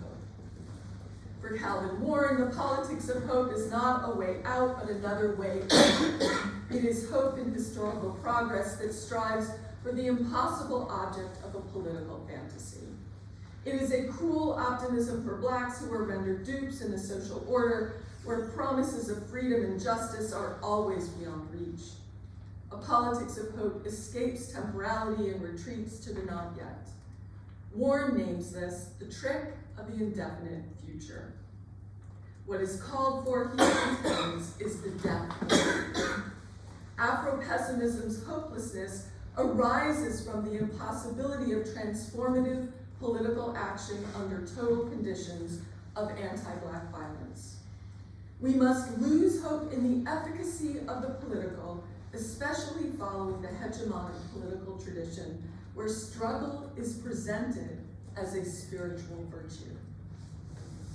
Wilderson asks, where is the sanity in knowing that your death makes the world a decent place to live, that redemption dances on your grave? No black liberation theology appears possible here. How then does one hope while living in a reality utterly defined by the deification of anti-blackness? Afro-pessimism raises for me at least two curiosities. First, Afro-pessimist thinking carries with it a certain seduction. It's a bit of a conceptual oddity, but black nihilism is rhetorically provocative. I'm curious about this strange allure of black nihilism, and so here's sketch of some preliminary considerations. Black feminist Jennifer Nash suggests that Afro-pessimism is seductive because of the way it is designed to engage, I love this phrase, the political libido of its reader and interlocutor. Nash heeds Janet Halley's call to consider the aesthetics of radical writing as essential to the argumentative work of its project. A political idea makes you feel a certain way. In this case, Nash contends Afro-pessimism offers an illusory moral certitude that is attractive at the level of desire in a world of uncertainty. But the seduction of Afro-pessimism is more than the power of rhetoric to seduce. I contend that Afro-pessimism's allure is in its mythic and apocalyptic tendencies. Afro-pessimism's enticement is the allure of an origin story that provides an account of the world with an appeal to the beginning. Nash explains that Afro-pessimism offers a persuasive description of the entirety of the world that is about difference in power and a deep affiliation with the vulnerable, marginalized, and oppressed. It calls us to recognize the foot on our necks and to recognize the single overwhelming force that put it there. It provides a framework that points to a single cause, an account for how things came to be and how they continue to operate. However totalizing one might find such an account, we may call this its mythic character. And in addition, Afro-pessimism is also, I would argue, apocalyptic for its revelations. By apocalyptic, I mean, following Cyril O'Regan, a quintessentially critical form of discourse that is meant to disturb total knowledge. It expresses dissatisfaction with regimes of discourse and forms of life. Apocalyptic, as critical discourse, points to modernity as a form of forgetting, even willed forgetting or misremembering. So Afro-pessimism reveals, makes us see an expansive conception of violence and speaks to a social order that depends on a regime of violence that positions Black people as internal enemies of civil society, where Black suffering cannot be analogized to other forms of subaltern suffering. Afro-pessimism points to the insufficiency of existing grammars and the way language renders non-spectacular forms of violence invisible. The quest to name violence, Nash asserts, is either to dream another world into being or to call for the destruction of this world.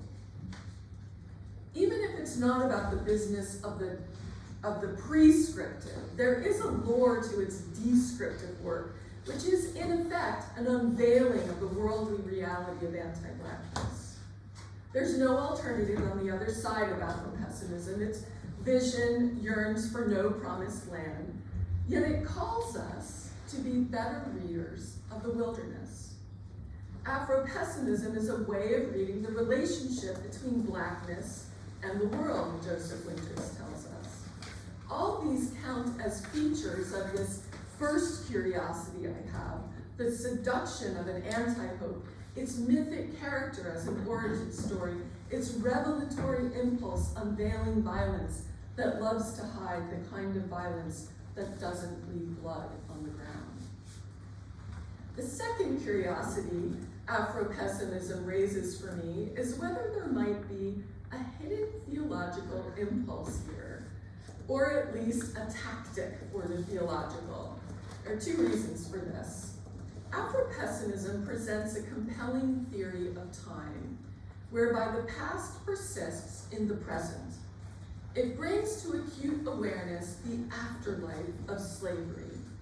If we want a concept of history that sufficiently reckons with the past, without fetishizing suffering and oppression, remembering the dead without exploiting the dead, we may wish to call on Benjamin, and I have in mind here Terry Eagleton's reading of Benjamin. Benjamin's philosophy of history is a struggle with the unredeemed present. For him, the past is related to the present through its legibility in the now.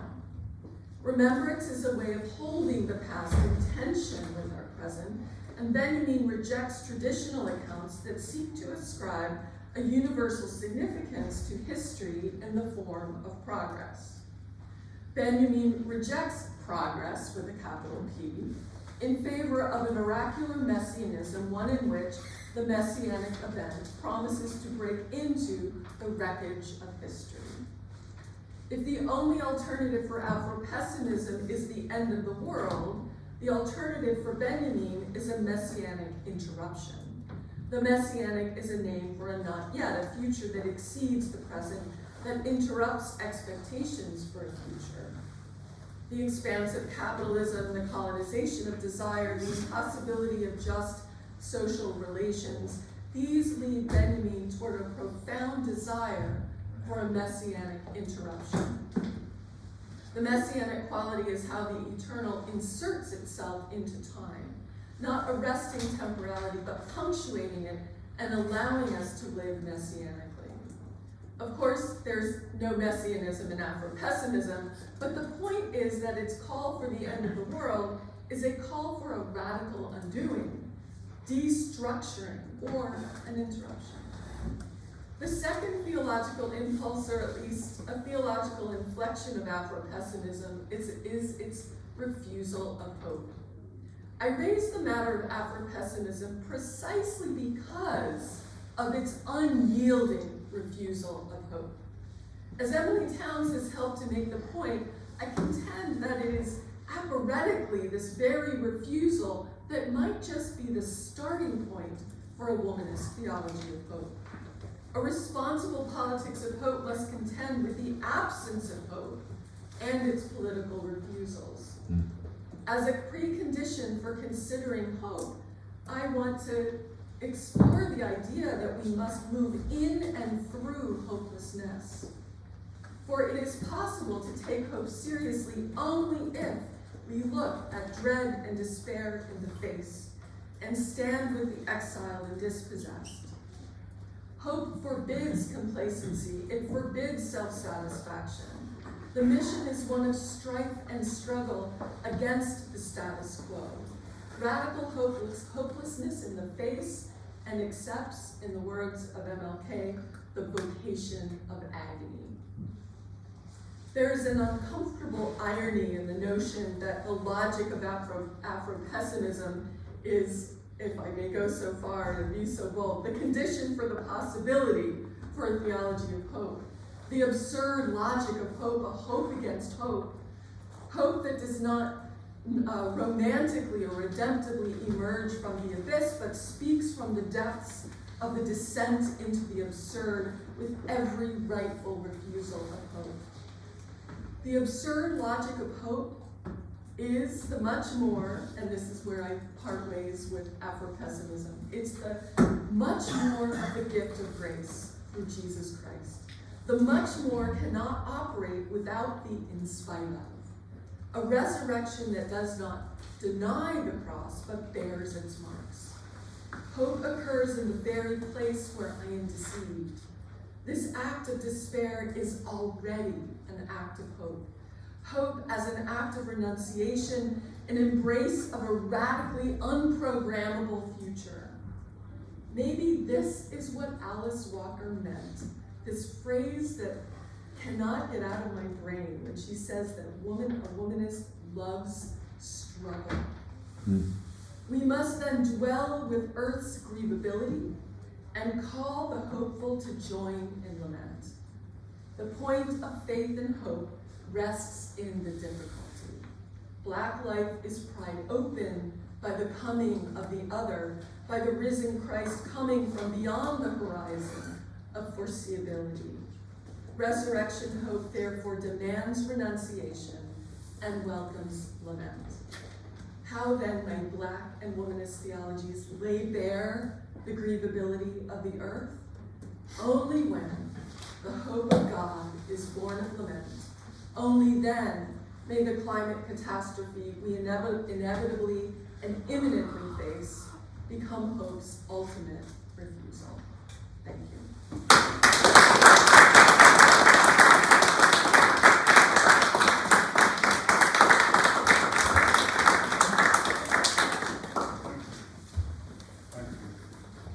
Time for a few questions. Any questions, please stand up and use your preacher's voice, but resist preaching a sermon.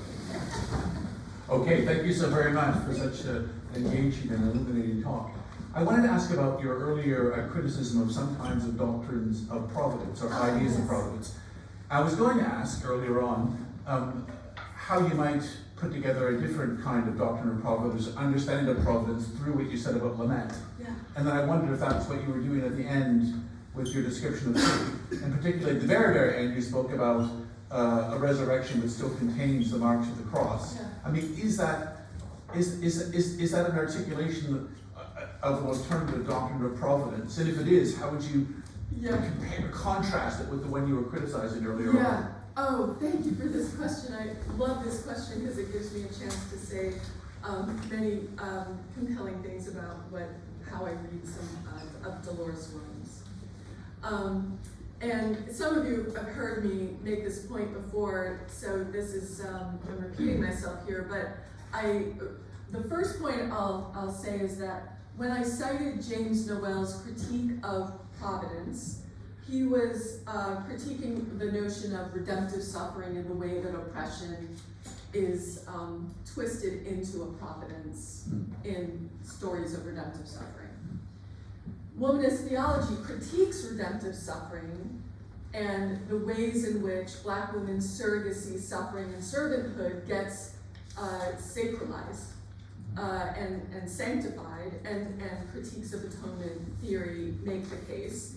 And so when Dolores Williams, one of the mothers of womanist theology, when she uses Hagar, I call Hagar the patron saint of womanist thought and womanist theology, when she talks about the human divine encounter with Hagar and God in the wilderness, I hear it as often critiques of atonement theory get read as offering some other form of soteriology. I would argue that I don't think Dolores Williams is giving us a soteriology.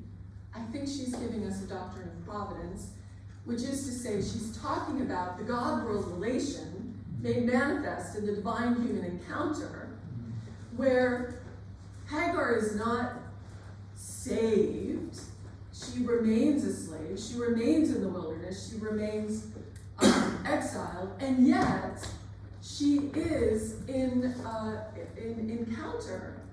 We spoke yesterday about the art of encounter. It's a phrase she uses.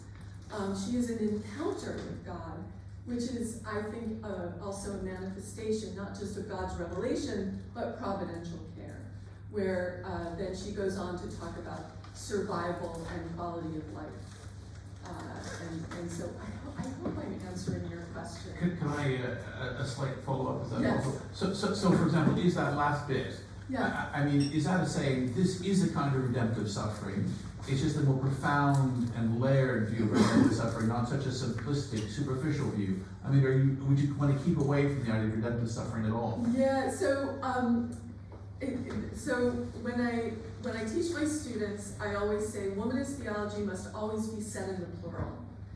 It's womanist theologies. So depending on the womanist that you speak to, you can get a different spin on redemptive suffering. So I would say Sean Copeland, the opening pages of In Flesh and Freedom or Knowing Christ Crucified, I think it's In Flesh and Freedom, she's unapologetic about the notion of redemptive suffering. And Dolores Williams would take issue with redemptive suffering. So, yeah, I think, yeah, I want to make sure there's a distinction and that I don't just say something monolithic. Yes, I heard. Thank you. Yeah. Thanks for the great question. Yeah. And I'll try to get briefer answers. Okay, two questions. So John, look at the back and then yourself. So, brief. Thank you, Dr. White, for the insights you raised in your paper. I'm specifically interested in kind of the tension that you identified in the beginning in terms of the lack of conversation between Black studies and Black theology, and interested in maybe your conception of Black theology as an intellectual tradition in terms of a womanist reading of Afro-pessimism, which I appreciate your insight. So I'm just interested in that. The question that I want to ask is, in your reading of Afro-pessimism, in terms of it being seductive and it maybe having a hidden theological impulse, is it that it provides a revelation that is effective in terms of reading the current reality in terms of the afterlives of colonialism? So to use Sun Ra's language in the 1974 film Spaces of Place, he says, it's after the end of the world. Don't you know that yet?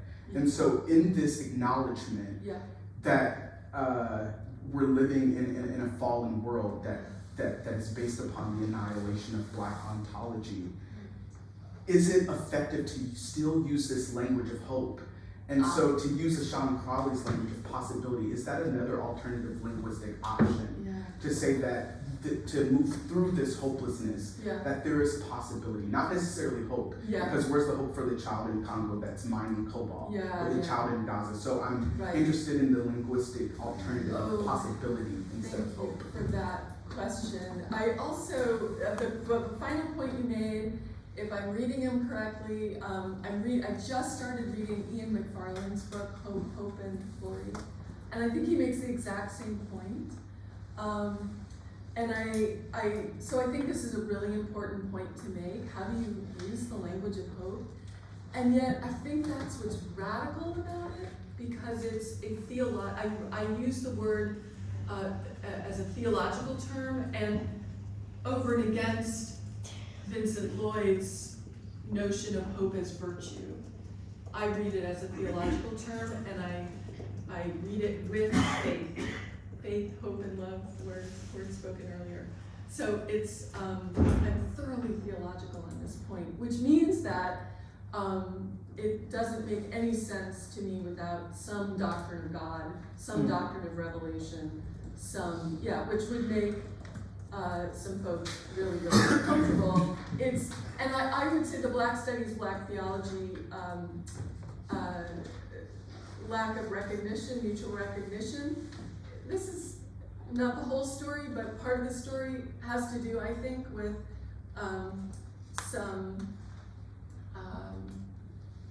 the politics of the academy and legitimate questions of legitimacy of place, and then it doesn't help you to invoke religion if you're trying to make a place for yourself as a Black Studies scholar.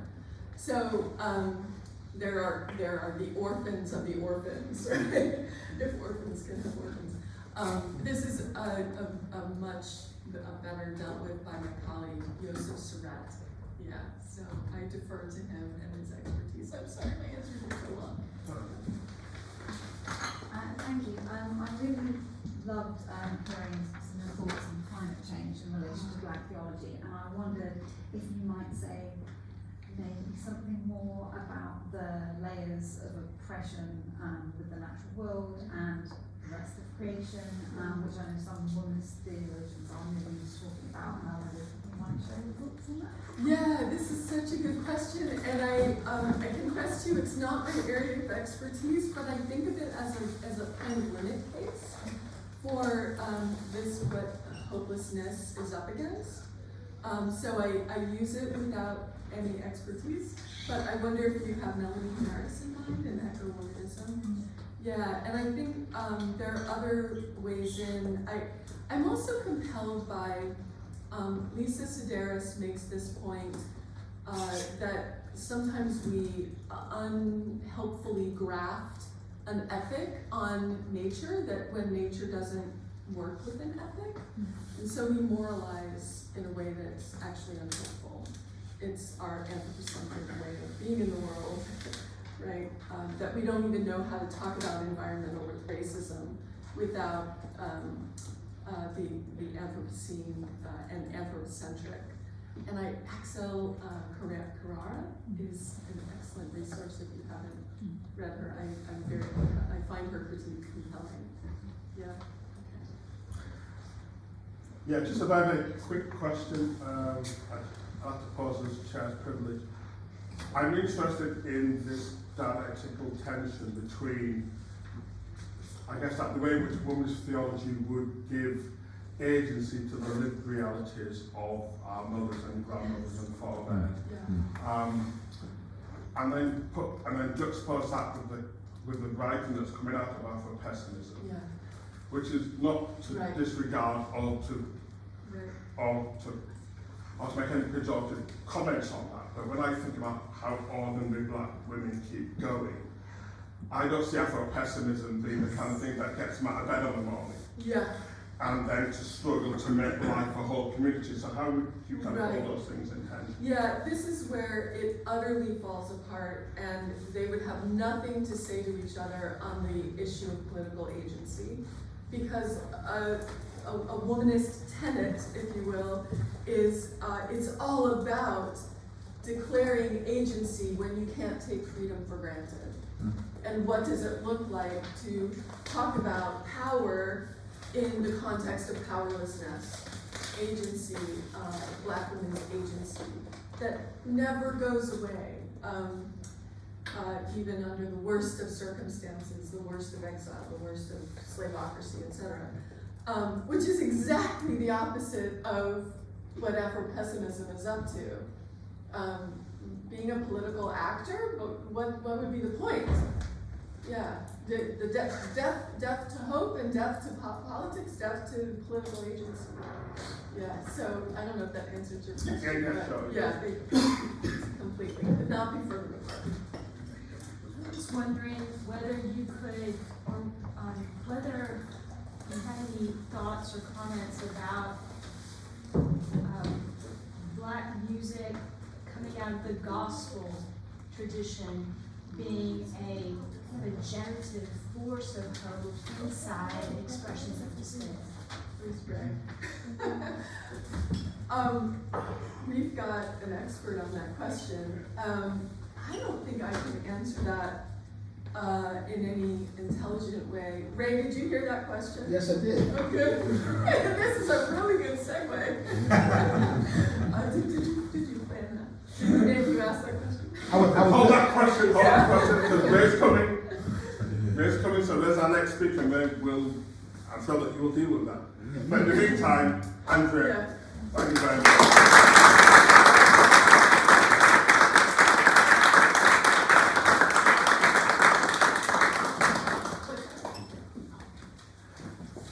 Our final speaker is Dr. Raymond Carr, and you can see why I love Raymond, because Raymond loves a hat. all the best black dudes love a hat. So Dr. Raymond Carr is described by Cornel West as one of the few groundbreaking and path-blazing theologians of his generation. In an international public theologian whose research interests are theologically, ecumenically, historically sensitive and radically inclusive. He is a research associate of the Mosaic American Archive at Harvard University and director of the Codex Charles H. Long Papers Project, and is president of the Society for the Study of Black Religion. He has published and presented papers on theological ethics, theomusicology, and black religion. His highly anticipated trilogy, Theology in the Mode of Monk and Aesthetics of Barton Cohen on Revelation and Freedom, was released simultaneously in 3 volumes and has been described as a masterpiece of theological ethics. Aesthetics. He has a PhD that's earned from Graduate Theological Seminary in Systematic and Philosophical Theology. Of all of that, I think the most important thing I can say about the brother is his generosity and grace. So we had a conference that I organised with a colleague in Cambridge on Bart and Co. Now this brother is one of the experts on Bart and Co. Now we didn't know that, so we didn't invite him to speak. And so he turned up and gave a paper, and was very, very gracious, because at any point he could have torpedoed the day by simply saying, actually, all of you don't know what you're talking about, because I'm the expert, because he is the expert. But he was very, very gracious. He was very, very gracious and gave his paper and engaged with us throughout the whole of the day in Cambridge in 2022. And as I said, man can rock it for dog. Thank you, brother. Brother, over to you. Thank you for this. Thank you for this occasion. All of you are here. This has been wonderful. And to hear how things have been framed so far, in many ways it allows me to play the music in the way I want to play my theological music. So I just want to say a few things, a very brief schematic, which is really not in this paper, and I'll explain that here in a second. But when I think about my friend Dwight Hopkins, who laid out this wonderful history, and he's great at that. You know, one of the things I always describe Dwight as that person who finds, after Cone, finds the shoes that fit our feet. That's the name of one of his books. So because he picks up on that history in this really wonderful way. And Dwight was responsible for a group called the Black Theology Forum. And that Black Theology Forum included Dwight. It also included James Noel, who was a student of Charles Long, who was my teacher. It included George Cummings.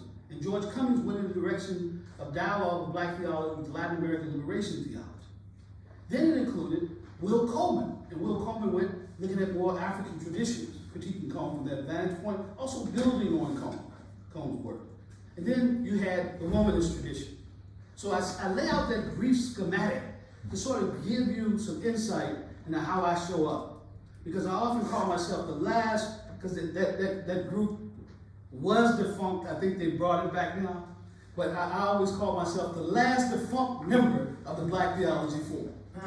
And my goal was to go back behind Cone to see how Cone had appropriated Bart and all of that, because there was only one other dissertation even on the topic. So that's how I kind of show up. And so I offer that to say that because I want you to know that this paper is not a historical recounting. I can't do that better than Dwight. This paper shows up, not, if I may use the German a little bit here, not as history. It shows up more like Geschichte. Okay?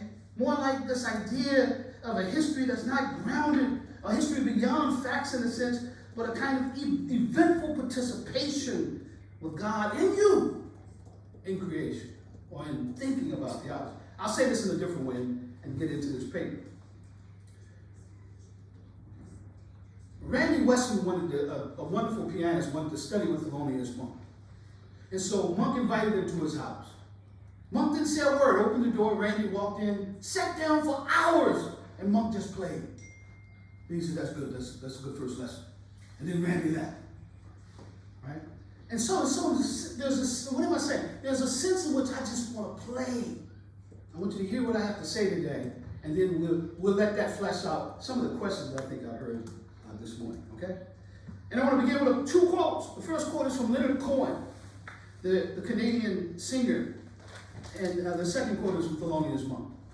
First quote: ring the bells that still can ring. Forget your perfect offerings. There's a crack in everything.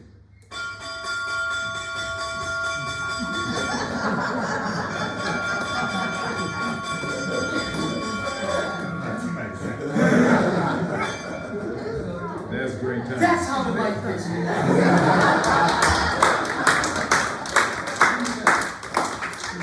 The second quote is from Monk, and it reads like this: you know, anybody can play a composition and use far-out chords and make it sound wrong. It's making it sound right that's not easy. Okay? In this second quote, we find Monk, the composer, offering a key insight into how he created songs, meaning with integrity. That is, a song sounds right, and that's not easy. To demonstrate Monk's perception as a composer, I will outline 3 major points as a way to come to terms with the gospel according to Thelonious Monk. That's the title: Hearing the Light, the Gospel According to Thelonious Monk. First, Monk developed his soundscape of his music with respect to a kind of dialogical tension. I didn't say dialectical. In this tension, he privileged the sound or the coherence of a tune. So much so that his way of privileging it opened the door to embracing tensions, ambiguities, nuances, fragments. This allowed Monk to play freely between tones and microtones. The subsequent 2 points in this paper flow from this first point. That is, Monk played inside of tradition, and Monk played outside of tradition. So in composing, arranging, conducting, and performing, which are all part of a single musical architecture, Monk's melodic imagination becomes an analogy for those who would think in a radical theological direction, particularly in relation to Karl Barth, the grand Swiss theologian, and his dogmatic interpretations of Mozart, and James Cone, the father of Black theology, and his existential participation in the spirituals and the blues. Playing in the dialogical, or harmonious thinking. Thelonious Monk, often called the high priest of bebop, which is a genre of jazz that had its heyday in the mid-1940s. It was a revolutionary movement tied to a peculiar cultural and historical impulses. Cornel West identified bebop as, quote, a revolt against the middle-class jazz of the museums, against swing and white musicians whose styles had become culturally hegemonic. Bebop, in this respect, symbolizes a period where a kind of coming of age for Black jazz artists and Black people in general resonated with a cultural shift and mood. It was part of the zeitgeist. And Monk's predilection for playing bebop jazz revolved around playing and dancing within contrast, tensions, and juxtapositions. It's no secret that Monk was, quote, interested in how things struggle with their opposites, close quote. And this playing within the dialogical tensions is not limited to the way Monk played his music. For instance, using flat fingers rather than playing with his fingers like a cat. You know how we're supposed to play like this? And in fact, Monk played the piano like a percussion instrument, which it is. Okay. But Monk also, when you think of him, his playing wasn't just in the way he played. What was important for Monk was this, first of all, this mode of thinking about music, an approach I've come to call a form of hermeneutical musicality, or harmonious thinking. And you hear this thinking, first of all, in the aphorisms, characterized by witty 3-word phrases like, 2 is 1, or discrimination is important. Now, regarding this latter statement, he suggests that what you leave out of a tune is just as important as what you put into it. So the key to a good melody is not just what you add, it may be what you subtract. Think about that in theological terms. Other phrases of Monk include play the melody or hear the light, two of my favorites. Monk's approach to tensions and contrasts and contingencies can be heard in how he listened for music, which shapes what it means to do theology in the mode of Monk. Yusef Komunyaka, a poet, described well Monk's way of listening and its relationship to his melodic imagination. He said this: Monk's music requires an active listener, someone who does not have to be told the whole story. For there's an emotional elasticity in Monk's world. Things that seem at odds with each other fit side by side. The human mind does the framing, inside and outside of conventional references. In this respect, I agree with those who argue that Monk's, quote, conception of music is hearing between the lines of its own accord, and that nonconformist ego told him that what he heard was perfectly valid. This courage to play your own way is one of the things I admire most about Monk. Miles Davis, Dizzy Gillespie, Mary Lou Williams, and so many other jazz luminaries. They played their music their way. They were not, in the words of Toni Morrison, preoccupied with the white gaze.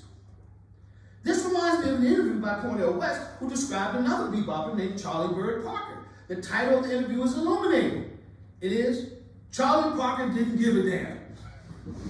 Okay? And the point is that Parker was more concerned about being active in his own playing rather than being reactive to whiteness. Thus, this form of radical subjectivity situates Monk on the subjective side of Karl Barth's objective interpretations of Mozart's music, and on the objective side of James Cone's subjective participation in the spirituals and the blues.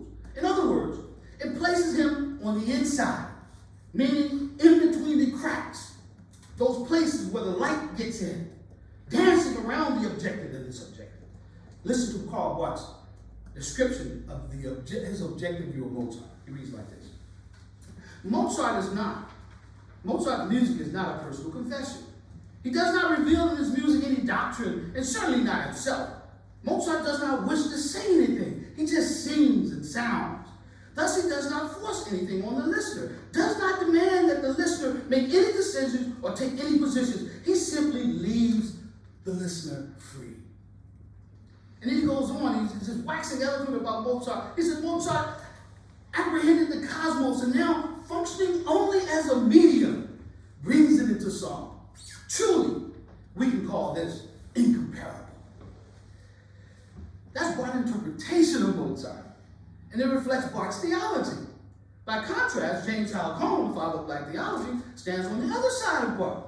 He emphasizes the existential and subjective insights when describing, for example, the spirituals and the blues, a book representing his most important turn in Black theology. Cone said the following: existentially, the subject matter and focus of this book have been defined by the Black musical forms which have influenced my life. I've written about the spirituals and the blues because I've lived the experience which created them.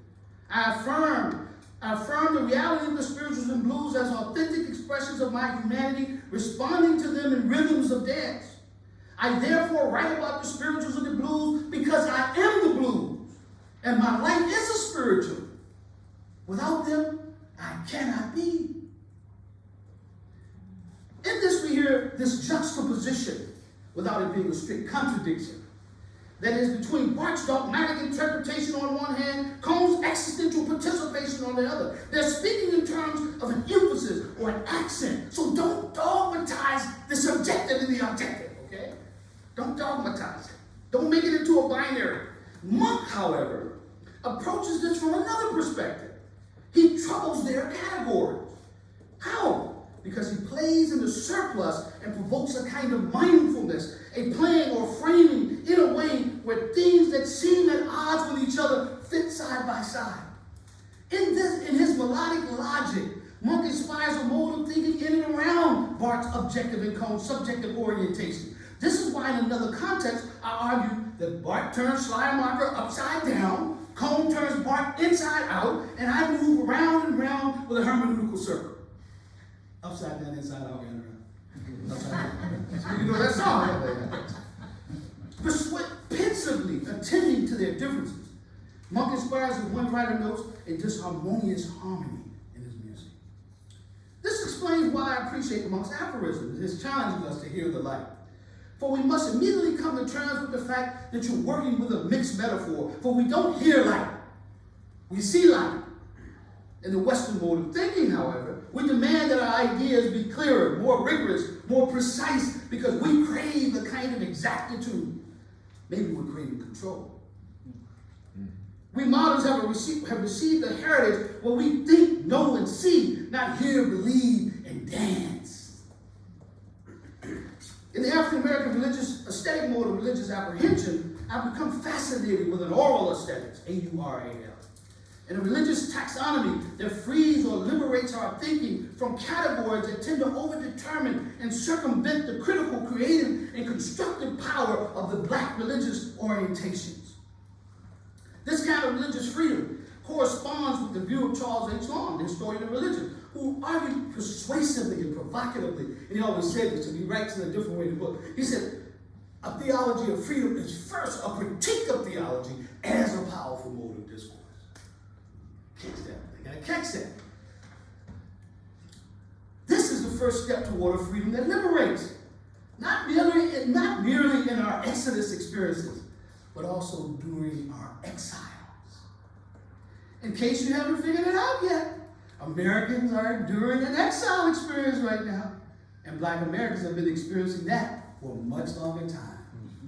Thus, in turning to Monk's oral aesthetics, we find a witness to a form of rhythmic tension and repose, musicality and technique, tradition and innovation, structure and spontaneity, point and counterpoint, sounds and silences. They all play a role not merely in Monk's musical improvising, but hopefully in our theologizing. And with a little bit of phenomenological imagination, if Monk's music can function as a medium, his hermeneutical musicality can be a gift to our theological thinking, both inside and outside the traditions we inhabit. I turn now to Monk's playing on the inside of tradition. When thinking of Monk on the inside, we learn that he does not only require active listeners. Monk makes a second demand on his hearers. He surprisingly compels listeners to familiarize themselves with tradition. For he played the past with his left hand and innovated with his right. But the truth is that his appreciation for tradition is implied in his whole compositional approach. Thelonious is third in a line of three great composers that include Jelly Roll Morton, Duke Ellington, who has an aside, I have to say this, I know we're pressed for time, but who has an aside met Queen Elizabeth in Leeds. He was quite fascinated with the meeting, and I think she was too. So he composed a record in her name called the Queen's Suite in her honor. And this record was not pressed for sale until Ellington's death. Now the point is that the record was for her listening pleasure only. Okay? Duke was a true Duke. Noble, elegant, and classy. I just had to tell you that story. But I digress. Monk, nevertheless, as a composer, follows in this musical tradition. Martin Williams, a jazz critic, insightfully portrays jazz history as reflecting a kind of, quote, gradual evolution in rhythm, swinging like a pendulum from innovation to form, to innovation to form. And Monk's innovative approach, however, innovation is found in form, and Monk carries, extends, and signifies on previous forms, and then, through tradition itself, creatively addresses thematic developments associated with Black cultural forms. Monk on occasion will split up a theme, alter the chords, and commit only, in his quote, the best aspects of the original, rid of its prettiness and its sentimentality, and leave it only with its implicit beauty, as he sees it. So on one hand, he's composing in tradition, and on the other hand, he's innovating and recomposing in relationship to it. Dancing a little to the side without being outside. Dialogical tension on the inside. Here I agree with Stanley Crouch, the poet and cultural critic, who argued that Monk's music was so far inside the tradition that he seemed to demand that the listener have a thorough enough knowledge of it, of the African-American legacy, to appreciate how he was playing around with it, off it, and through it, signifying it. That's what I was doing when I came during that conference that you had. And my title of my paper was called Signifying Monk. We'll talk about that later. Theologically, Karl Barth interpreted other theologians in a similar mode of discovery, using a method he described as interpretatio in bonum partum, or millorum or optimum partum, which means interpretation in a good, better, or best way, extracting the best and therefore the most useful parts. In this way of reading his predecessors and his contemporaries, he made a fiduciary commitment to the past, gaining insights even from their oversights. Perhaps Alexander McElway is correct when he describes Barth's approach as a teacher and what I hear in distinctive Monkian overtones. Reads like this. When Barth interpreted a theologian in terms of the best parts of her or his work, he was affirming the fact that no system of thought is so enclosed by error that it cannot also speak a meaningful word to the church. And I believe he was also asserting that not only his view of Scripture and not only his understanding of the incarnation can yield useful reflections of faith, but that the whole tradition, with its various systems and their parts, is capable of such articulation, if one would but look for it. And I say listen for it. Okay? James Cone takes a similar approach, stating once in the classroom that with all brilliant insight, there's some blindness. And then he said for Cone, when you read Cone, especially My Soul Looks Back, he said he was always searching for ingredients to put in my own view of the gospel and the black liberation struggle. He continues, Barth, Tillich, Bultmann, Bonhoeffer, and other Europeans were merely the tools I appropriated in order to say what I believe was the truth of the gospel as defined by the black experience. Close quote. In this I hear Barth and Cone, like Monk, deliberating over each moment, pensively agonizing for the right sound. So this lecture is not designed to explicate Barth in order to clarify what Barth is doing. It's designed to implicate Barth in relation to Cone in order to clarify what I'm doing. This is Monk mode. It is not an apologetic move. It is a proleptic term designed to articulate a tradition on the inside, moving it forward and bringing it up to date, recomposing, signifying. When we bring a Janus-faced monk, he was known as being Janus-faced, looking in two directions at once. Think of the god Janus.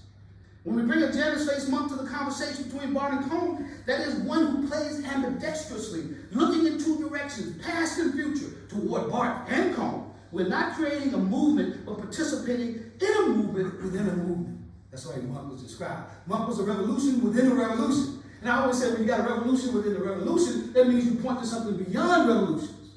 Because revolutions devour their children. Sometimes they just promise paradise. Rarely deliverance. Let me continue. When we understand that, then unity and community are found precisely in the affirmation of our differences, and the willingness to dance in the tensions and the juxtapositions of our traditions in an age of uncertainty. Monk's way of attending to tradition and the transition, transmuting and improvising on it while making the best of it has had a fundamental and functional effect on my theologizing. But Monk just doesn't play inside tradition. He plays on the outside tradition. And I'll say some things about that. I may have to skip through a little bit. This is how we're doing with time here. Make sure I'm going to be true to the time, my brother.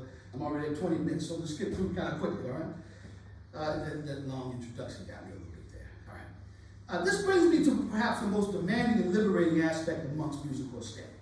To understand how Monk could play so pensively on the inside of tradition, which allowed him to innovate so freely and spontaneously and joyfully outside of tradition, we must come to terms with how Monk revived the traditional idea of basing his variations and improvisations directly on the melody. The melody is the keynote to his whole approach to jazz, and it was affirmed in his advice to artists. He said, play the melody. Play the melody. You know, brother we were talking about earlier, playing the melody in your head. He said, you can make a better solo if you know the tune. Everything, the remaining elements, the sequencing of the song, including the rhythms and the harmonies, and even the spaces and silences were determined by their relationship to the melody. In fact, Monk is often described as playing according to a cantus firmus. Some of you may have heard that before. Dietrich Bonhoeffer makes that point. He said, where the cantus firmus is clear and plain, the counterpoint can be developed to its limits. Monk plays with a clear cantus firmus. Monk also functions as a medium like Mozart, and I actually give a part of that where I describe how Monk is described in the same way they describe Bach. Right? It's almost like Monk is, because he ties to the melody in a way, he focuses on it in a way where it's almost objective.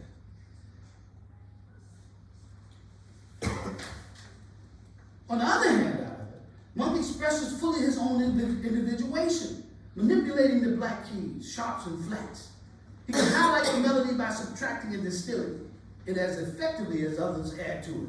The wrong notes are his choices. The silences are his. The melodic fragments, the harmonic clusters, and rhythmic displacements are all included in Monk's melodic imagination. He embraces the harmonic and the rhythmic tension. He ventures off the beat, then on it, back off it. He zigzags, loops around, bends a note here, leaves a note over there, suggesting while all the time anticipating his melodic goal well in advance, sometimes leaving tensions until the very last possible moment, and then leaving them sometimes unresolved altogether. For Monk, the means and the ends cohere. That's a quote from King, by the way. What comes above all else for Monk, at least in performance, is the rhythm, but in relation to the melody, because it don't mean a thing if it ain't got that swing. That's Monk. And this kind of liberated subjectivity, you find Monk here closer to James Cone, but still in between the cracks, contributing to the meaning of a divine melody in all its subtle shades. Like the hearing of a soundscape in nature, or viewing the Cherwell River from the bridge of the sides of the Magdalen College, or lovely constellation, Monk was attuned to all the sounds and colors and spaces. Perhaps this is why jazz tradition never became a form of traditionalism for Monk, and why theological tradition should never become traditionalism for the theologians. For the beauty of our past traditions, including the lively ancestral voices, should put us in mind of the brilliant insights of Jaroslav Pelikan, who in his classic treatment of the Christian tradition stated that tradition is the living faith of the dead, but traditionalism is the dead faith of the living. The more I tune to Monk musically, the more the possibilities expand theologically, expanding and becoming more multidimensional and resisting one-dimensionality. For theologians who think through what it means to hear the melody of the divine in the midst of the world, this analogy finds its center in the mystery of Jesus Christ, who in the Assumptio Carnis expresses a radical openness toward the polyphony of voices within the world and encourages us to improvise in relation to the divine melody. In essence, the incarnation takes on a static form in Monk's music, and Monk's music takes on a theological form through the incarnation, while remaining what it is, just jazz. Let me move to a close here.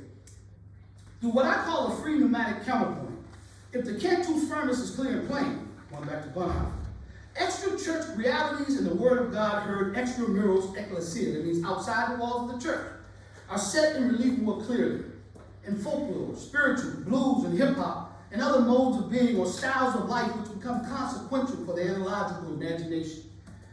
And this kind of attunement, especially in the African-American aesthetic mode of religious apprehension, relativizes the role of more nationalistic forms of Christianity, or the overdependence on personal piety, religious leaders, and even religious institutions. We become more free to attune and attend to the insight of artists, poets, novelists, and other creators. This preoccupation with Monk constantly begs the question of what would this mean for theology today? What does this mean for those of us hearing the light in the world around us becoming more one-dimensional, more polarized, and the freedoms we share becoming more diminished, darkened by the naturalization of war, the rise of fascism, and the impulses of inspiring dictators in our world? What does the dialogue between Monk's constructive compositional form and creative melodic centering say to our analogical imagination in such troubling times? What is hearing the light in all of its angularities, dissonances, registers, harmonic clusters, and fragments? What can they suggest to us? Can these things represent more than just musical architecture? Can they represent the polyphony of voices speaking in our world? My friend Willie Jennings, who wrote the foreword for my books, and by the way, here's Bach's Mozart. I have up here Cone's Spirituals in the Blue. You should have these books in your library. And then there's Theology in the Mode of Monk. Okay?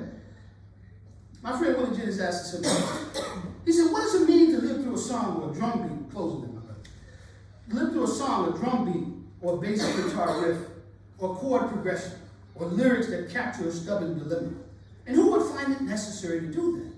The answer to both questions, according to Jennings, is black folks and black life.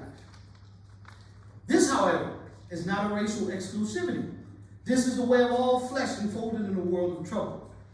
Then I say this, but can they represent even more? Can we hear the voices of traditions, institutions, social systems, curricular interests, and protocols that need to be reestablished in a way that honors life?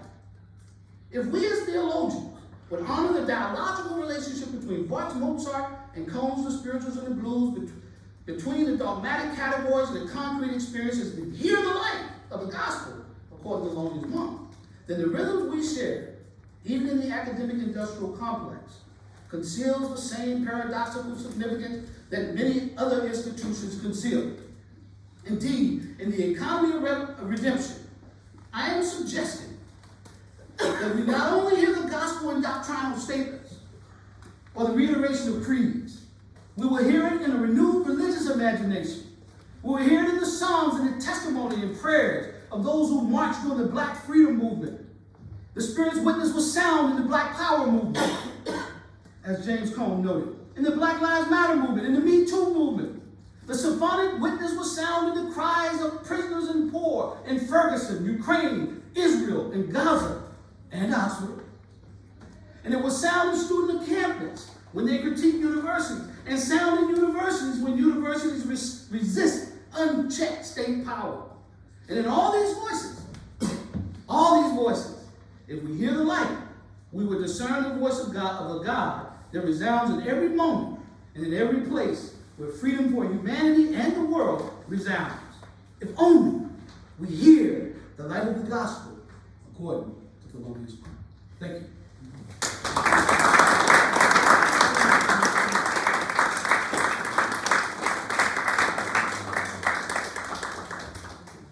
We have a few minutes for questions. Any questions for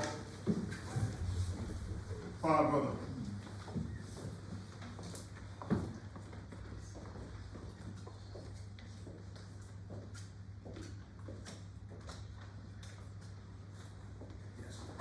That was really brilliant, thank you very much. And the bells ringing at exactly the right time was fab.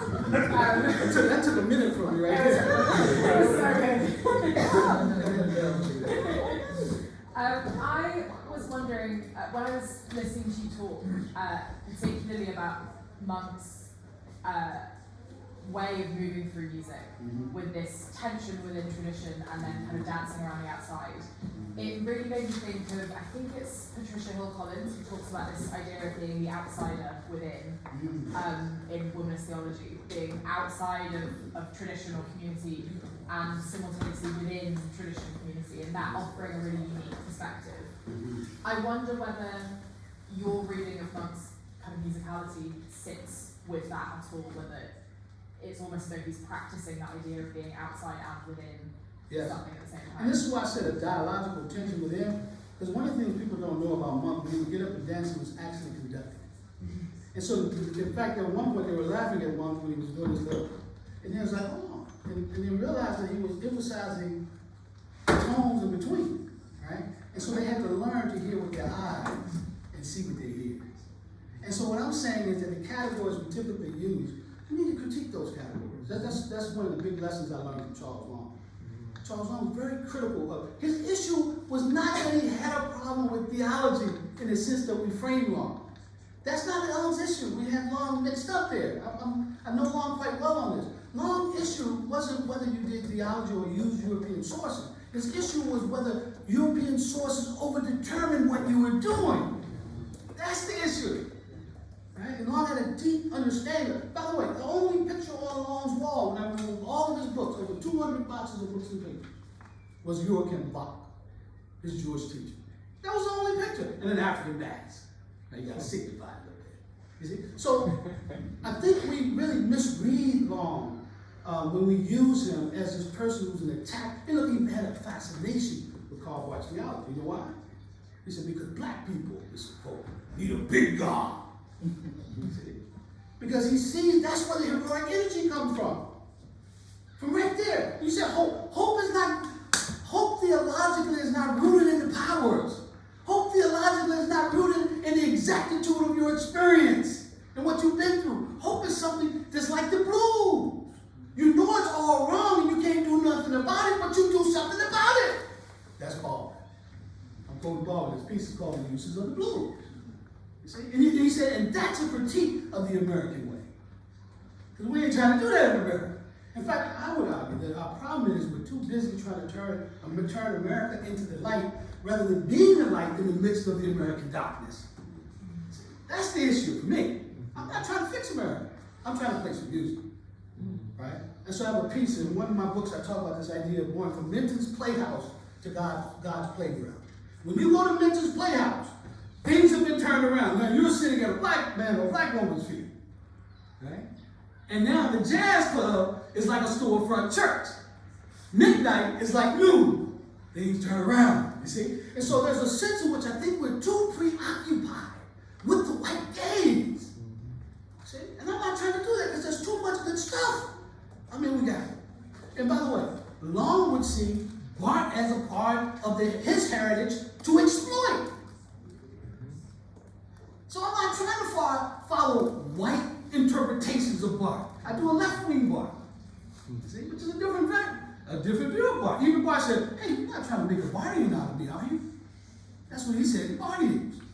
Right? So are we missing something? Or are we just failing to, in some way, take the best out of it? I ain't trying to fix Bart. I don't have time. You want too much. Anyway, so I hope you get that. I get kind of excited about this stuff. Yes, sir. I was just wondering about this idea that black theology might be more authentic than white theology. What are your views on that? I think it depends on which theology you're reading. Right? I mean, there are white theologians who talk about the idea of white folk needing to come to terms with whiteness.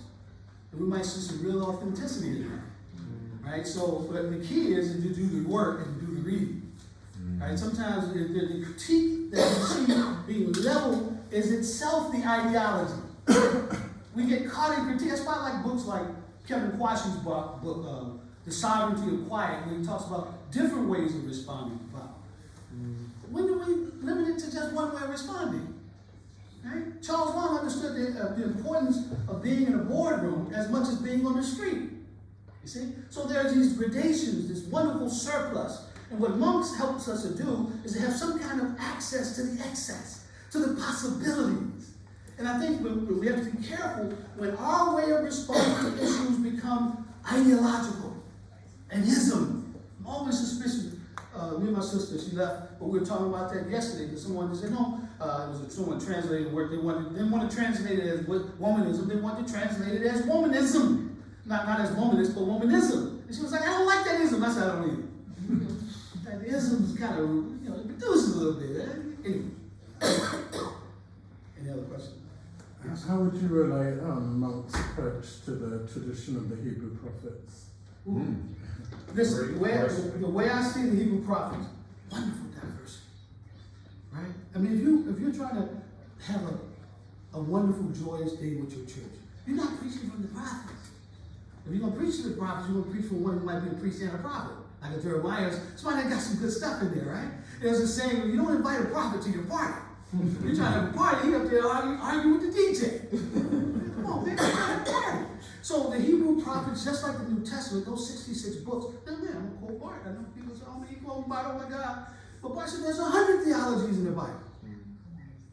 Right? So which prophet are we talking about? Right? I look at the New Testament, Matthew, Mark, Luke, and John, and James, and all these different positionalities, witnessing to the multidimensionality of God. Right? You can't reduce that to one, just like you can't reduce womanism to one thing. I often say, and I said womanism here, but I often say to my friends who are atheists, who say, yeah, I'm atheist. I said, well, what kind? Right? As if all atheists are the same. They're protest atheists. There are all kinds of reasons why we take our positionality. I just want to play in that space. And so I think Monk does have a lot to do with it. But remember, Monk is playing jazz. What I like about Monk and why I chose Monk was because Monk is not religious. practice and the way we understand religion. I would say the biblical faith is not about being religious, it's about being radically human. But being radically human includes God and the religious things you do properly situated. Our problem is we don't have it properly situated. Right? Anyway, and by the way, I use Long to actually broaden Bart's definition of religion because it's problematic. And I use it to deepen Combs' understanding of revelation. Most people think you do it that way. That's the way I do it. Long had a profound understanding of revelation. He wrote around in my books, and I'll never forget it. This is because I got the book. But in the description, he said, to Raymond Carr, don't conflate theology and religion. Now, he didn't say you can't have, he didn't say they're mutually exclusive. He just said don't conflate them. Understand their differences. And then you can do some stuff in the mode of monk. By the way, Long was one of the first people who said, okay, yeah. And this is where Long has his kind of, he said, monk is your medium. And I just, oh yeah, that's the right word. You know, Long has this wonderful way of seeing things. Anyway. Any other questions?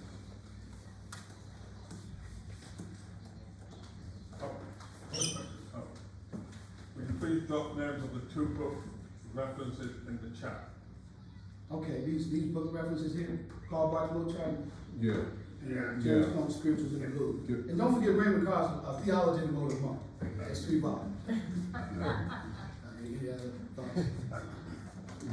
Any other questions? I mean, I've got questions.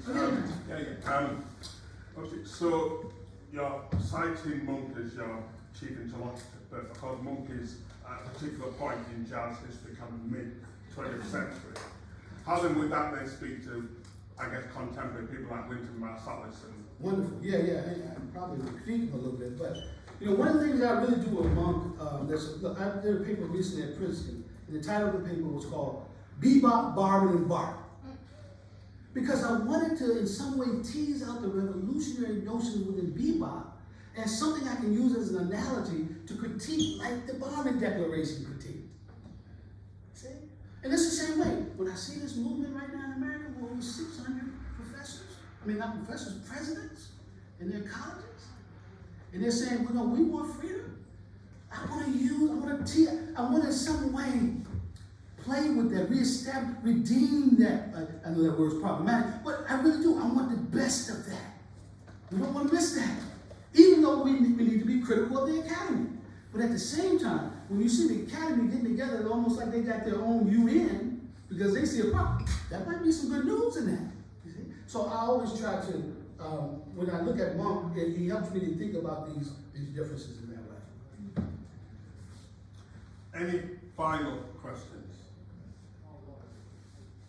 I have a final question. So yeah. I'm thinking about your language of playing theological music or doing theology with a certain musicality. Yeah. And so in light of that, and the jazz tradition, thinking about improvisation as an innovative technology that has a unique particularity within Black cultural forms that has this rich genealogy going back to the ring shot. That's right. So, and talk about the ring shot. In fact, Monk his dance is interpreted by Stuckey as perhaps a movement of a ring shot movement. So in terms of Sterling Stuckey, by the way. So in terms of improvisation, what if you? I don't know if you could, but if you take a step back and look at the way that you're doing theology, like between this nexus of Cone and Long, what improvisational style are you employing epistemologically? Like what technique are you using? That I'm employing epistemologically. Yeah, like when you say that you're using Monk as a medium. That's right. What does that mean? How does that function? Yeah, and I really talk about that in the very opening of the book, right? Where I lay out the idea of as a theologian, you're coming to this with an analogical imagination. That means that the subject matter of the melody is always a mystery, right? And your approach to it. Now, a philosopher in some ways will be dissatisfied with that. Why? Because they're looking for an epistemology that's grounded in some type of epistemic ground that makes them happy, right? I'm not doing it that way. It's almost phenomenological how I'm approaching it. To understand Monk, you got to sit with the music. You got to listen to what he's doing with the music. And so in some ways, when I approach this, when you think of this idea of my own epistemology, it's not grounded in that typical way. And I spent a whole chapter kind of talking about that and sort of what he's doing. And I'm trying to get at your question, but let me just say this in relationship to your question. There's this notion in African American tradition called capital P play. You hear it in barrel hooks and you see it in other places.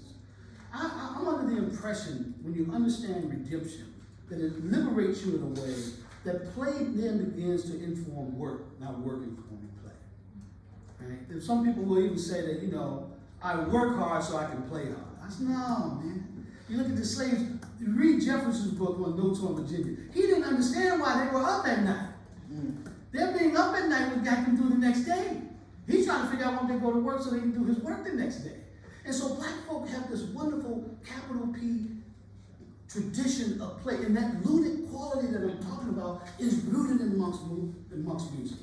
So if we talk primordial, that's one of the things I want to tap into, where my being is not determined by anybody else. One would say that we have a freedom that the man can't give and the man can't take away. That's my freedom. The freedom is already there. Transformation is at the beginning. It's not an end that I'm looking for. It's how I'm getting to the end that's the transformation. And I think that's a different kind of epistemology. That's just me. I hope that makes sense. Thank you. I think we need to draw this to a close. So thank you, Dr.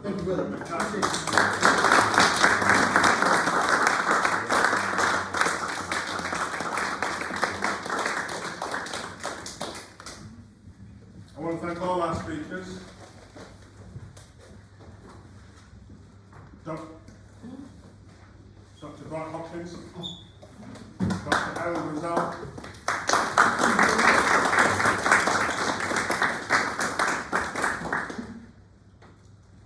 our friend and sister, Dr. Andrea White, like she's gone with Professor Luke Brotherton, like to have a fancy lunch at Christ Church, so like we don't hold it against her, obviously sort of deserting us for bigger and better things. It's all good. And of course, and last but most definitely not least, Dr. Raymond Carr. Thank you.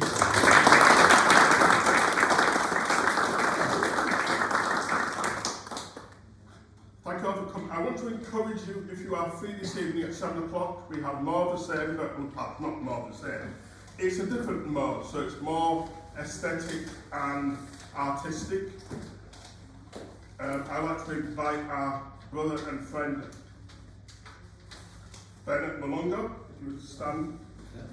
So Bennett is from South Africa, from Johannesburg, and is a doctoral student at Canterbury Christ Church University. He's a theomusicologist, and is a seriously brilliant pianist.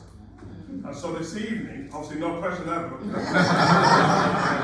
pressure there. He's a brilliant pianist, and this evening he'll be playing piano and talking about the role of music in the Black liberation struggle in South Africa. And then also be in dialogue with our 4 esteemed speakers, and we'll be looking at how aesthetics and music and liturgy and poetry and preaching have also been ways of carrying Black theology. So please do come. That's at New Road Baptist Church, 7 o'clock. Please do come along, bring your friends. Not many people have signed up, so I mean, they've come a long way. So so it's good to come and to celebrate their great artistry. It's at 7 o'clock this evening at New Road Baptist Church. This evening. But in the meantime, thank you very much for coming and making this such a stimulating first in the history of our centre. And thank you again for our brilliant speakers and for fantastic questions and those who joined us remotely. We will hope to have the recording, or that's not to be that up, so our brother at the back who has done the recording, and this will be available shortly. So thank you very much for coming. Thank you.